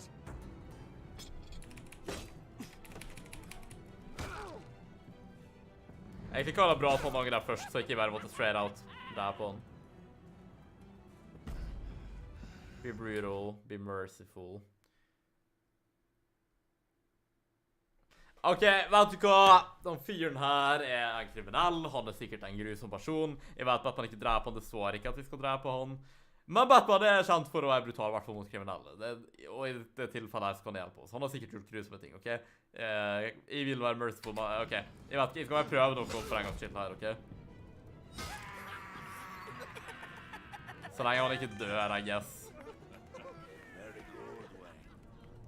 Ikke sant, fordi nå fikk vi trusten, altså. Jeg mener, han overlevde det her, selv om det er vanskelig for han, ikke sant, så... Jeg tror jeg kjøpte oss en god del. Det var ikke noe jeg enjoya å gjøre, men... Jeg vet ikke om vi kunne gjort om det var Pact, liksom, men... Good. I'm ready. Not so fast, little money bags. You're not in the Pact. Not yet. Not till everyone votes. Sånn, ja. What do you say, boys? Bruce Wayne. In or out? The aristocrat is not afraid to dirty his hands. I say we add him to the Pact. Det er bare Bane som tviler her, egentlig, da. Wayne is as shallow as his reputation would lead you to believe. He would only drag us down. Out. Jeg er ikke så overrasket over at han voter out, men jeg mener, kom, han vil tilbake ganske bra ting. Ikke like, Nico. You enjoy it, Nico. Haha. Det her, hvordan kan du anklage meg for noe slikt? Hvordan kan du fornøye det? Etter alle de årene her, og du kjenner ikke meg.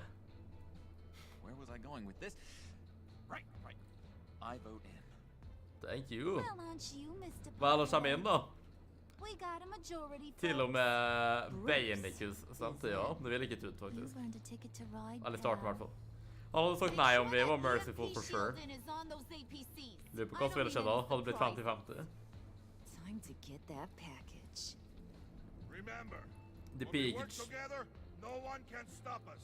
Yeah. When we work together, the world can be ours. Preach, my brother. Let's go. La oss gå. Somebody grab that thing. It's important. Let's go. Hva har dere spist i dag? Jeg har spist til lunsj kjøpte noen burgere på meny, fordi at det vi hadde på restaurantene på jobb i går bare virket ikke godt i dag, to be honest. Middagen Heights, 11:40 p.m. You know, jeg skal faktisk bare gå og legge meg rett etter det her. Jeg skal ikke gjøre noe spesielt. Jeg tror ikke jeg gidder å spise. Jeg hadde stresset litt utover det til vanlig. I går lot jeg være, men da ville jeg faktisk spise. Men nå er det mer sånn... I Bergen er jeg ikke sulten, og jeg håper ikke det straffer seg i morgen tidlig uansett da. Men sånn, jeg er ikke sulten. Jeg kunne laget noe kjapt, liksom, men bare nei. Men hvis jeg bare rusher gjennom det her nå, der liksom går rundt og interacter med ting i hvert fall, så det burde gå relativt fort i det minste. Det er en action-sekvens, og det her må da være slutten av episoden, håper jeg. Men jeg siste det, og så spiste jeg en pizza som jeg nevnte i stad.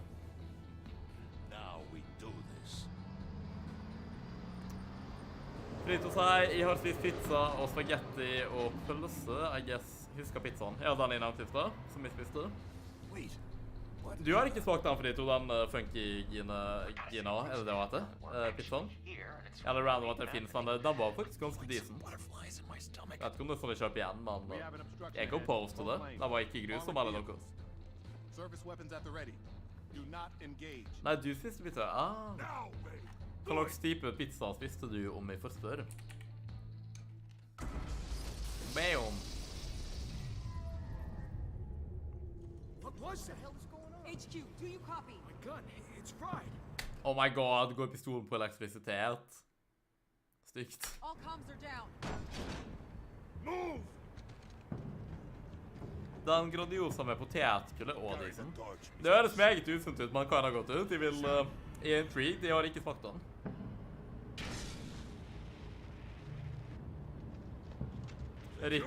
Ripp også om handkerchifen vår dett ned, eller ble seg i vinden eller noe, så folk sier at vi er Bruce Wayne. Da er det over og ut. Så hvis det er Grandis Deluxe, alright. At jeg er vektig tørst, 2 sek.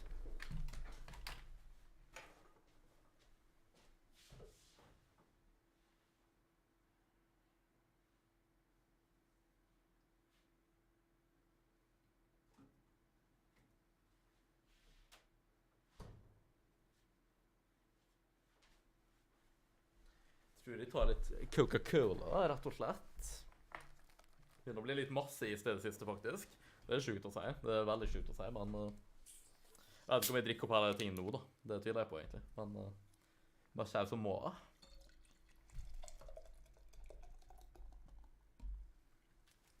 En god mengde, i hvert fall. Eit. We keep going. Det var artig å spille Vespa nå. Jeg likte det der. Det er litt sent, men foruten det, så...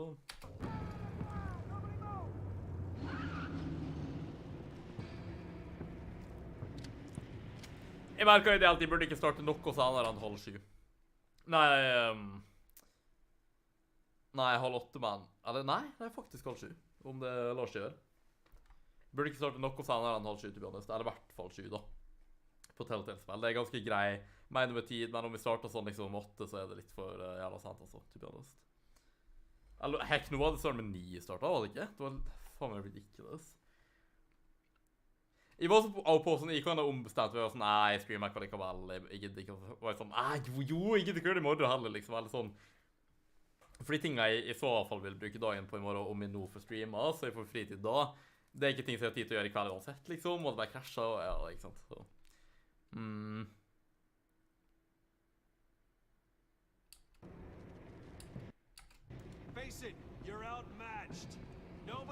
Jeg ville konsile stemme om militær, noe han er kjent for å gjøre uansett, så kom han. Your place is on the perimeter. Yeah. Freeze! Open the door. Nå digger vi kald cola nå, faktisk. Stay sharp and keep order. Digget du. No sudden moves. Digget du. Så folk på den nye sesongen av Family Guy, by the way. Jeg har begynt å catche opp litt grann. Jeg er ikke på nyeste episode av noe, men jeg vet det fortsatt går på Disney+. Så jeg er vel sånn 6 episoder inn eller noe sånt. Det er fint å være for å ha noe å se på i bakgrunnen, I guess. Backshop, sier jeg, Finito. Hva var det du gjorde noe? We don't have time for this. We're not done here, Wayne. Veldig mener, kom an, det er ikke effektivt. Turn my back on you. I'll leave this clean up to you, but hurry. Ok, vi har kommet oss leire med ben på kortere tid enn i forventet, altså. Det må jeg si. Nei, jeg ser litt serier selv. Skjønner du, Finito? Ja, han tar vann. Ok. Høres sunt ut, Finito. Jeg burde drikke mer vatten i, og bare sånn straight out vatten. To be honest. Frisemannen. Har dere hørt den der jævla retarda fiskemann-reklamer? Vet dere hva jeg snakker om? Det er sånn mega-derpy. Ja, vi har en helt her, hæ? Å nei. Og er det Waller sine folk? Oh my god, no interferer. Der er jeg ikke god nok kommunikasjon med meg, så nå er FAO-ting for meg.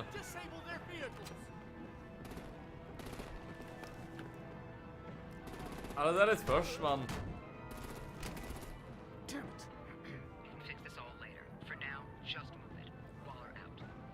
Ja, det. I don't want to hurt you, but I will blow your heads off if you make me. Eat concrete. Lights out. Harley er ganske badass her da, om ikke noe annet i hvert fall.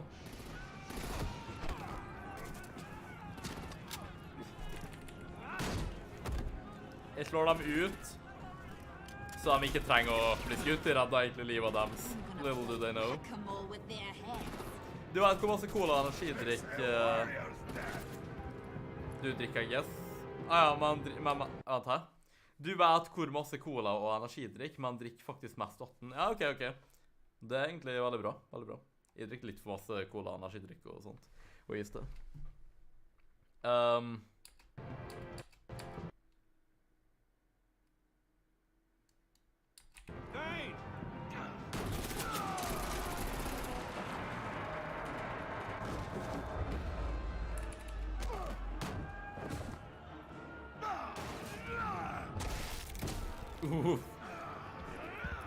Bruh. Be careful not to get in my way. Hva sånn at han accidentally bare charge inn I med? Ja, ok. Blå skutt. I skuldra.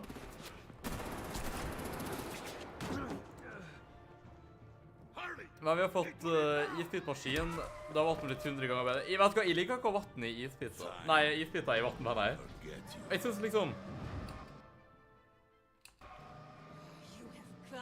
Når...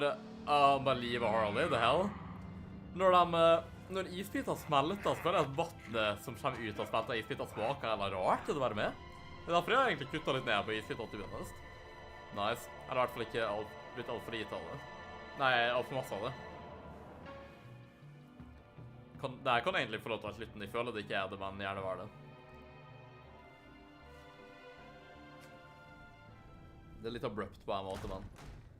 Jeg please ikke få det til å vare masse lenger. Nå er vi litt på overtid. You did well tonight, Wayne.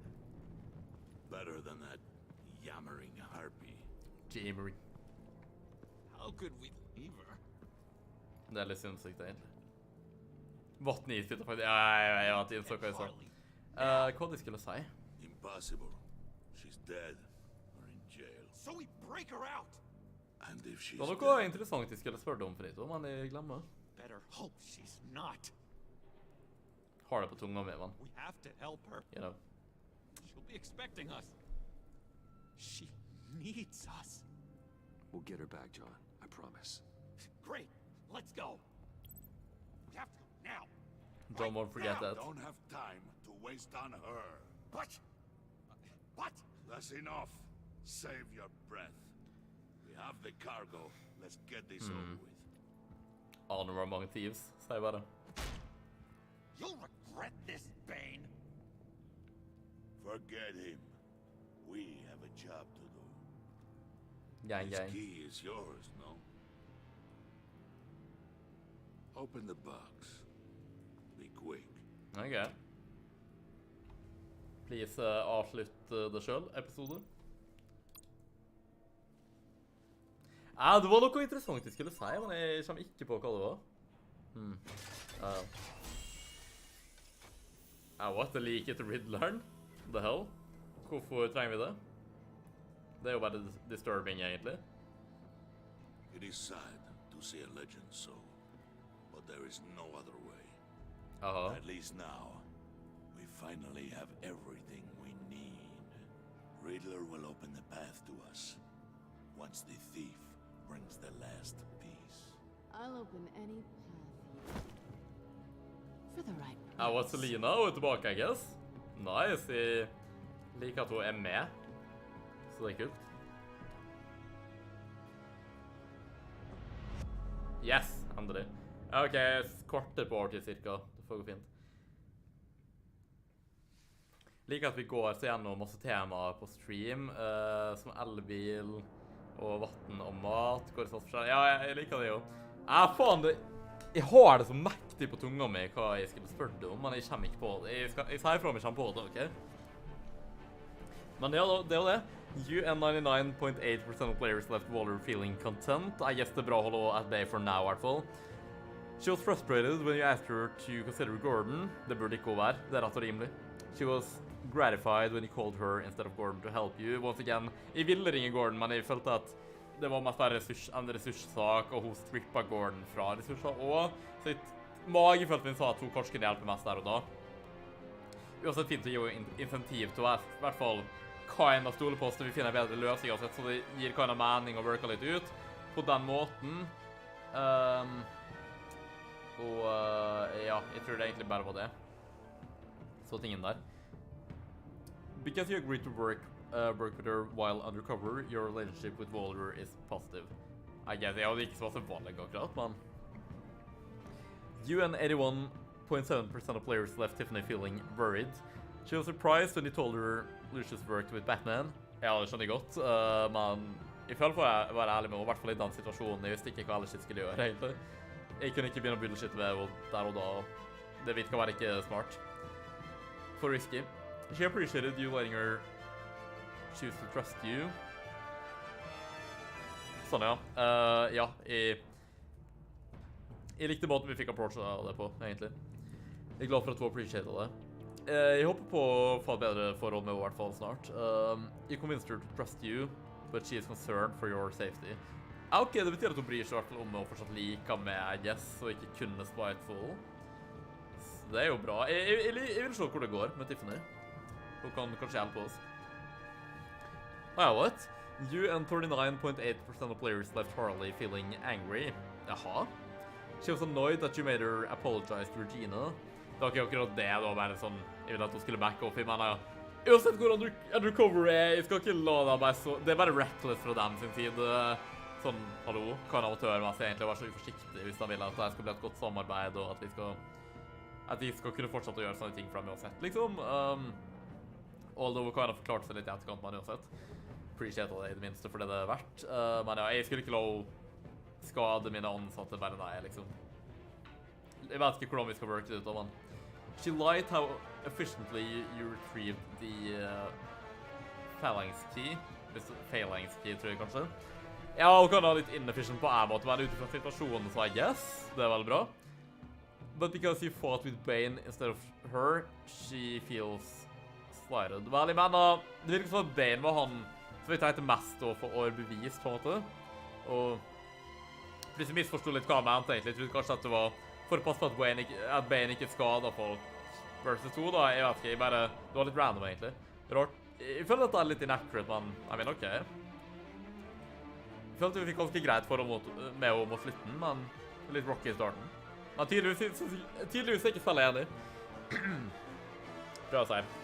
You and 39.8% of players left John feeling sad, eller Joker. He was overjoyed when you pinky swore to never lie again. Ja, det tror jeg faktisk vi må bryte, dessverre. Ikke at de ville, men jeg er ikke på selv i det spillet her. Det får bare trøste med det, jeg guess. Og pluss at han er the range som psykopat, altså. Om jeg skal gjøre det til noen, i hvert fall. Men vi får se. Kanskje skal finne sånne måter å bullshit på som teknisk sett ikke er løgn, jeg vet ikke. He was intrigued by the underhanded way you handled Willy. Ja, ok, kult. But because you let Harley get left behind, he's heartbroken. Det gikk veldig fort. Jeg følte ikke at de hadde masse å spille inn på det egentlig, men ok. You and 43.4% of players left Alfred feeling content. Ah, nice. Jeg føler vi hadde et bra forhold med han her, da. Om ikke noe annet. He approved of your decision to be honest with Tiffany. Nice. Jeg er enig med han, egentlig. Diskuterte det i sted. He was proud when you told him he always does the right thing. Ah, nice. Your conversation with the parlor gave him a renewed sense of purpose. Høres veldig bra ut. Gordon. You and 81.1% of players left Gordon feeling worried. Ja, det er fordi han er vår venn, og han er bekymret på våre vegne. Jeg er glad for at du er ærlig med han. He was hurt when you called Waller instead of him to help you. Vel, det var ikke en personsak. Det var... Ja, så en annen ting i stedet som jeg skulle nevne. Jeg var jo fanget med en annen civilian nå, som jeg tenker på hva som er best for hans trigget, og ikke kun med. Eller om Gordon blir svaret for det, eller whatever, ikke sant? Because you told him the truth, he is worried that Waller might expose your identity. Han er vennen vår, og han bekymrer seg på våre vegne. Det er veldig holdsomt. Men jeg tenkte nå når han vet det, så burde han ikke ta ting personlig. Da vet han at de kan ha tving til det, og jeg vet han vil hjelpe om han kan også. Vi får se hva som skjer der. Jeg føler at vi handler Gordon veldig bra. Did you get Tiffany to hand over the phalanx key?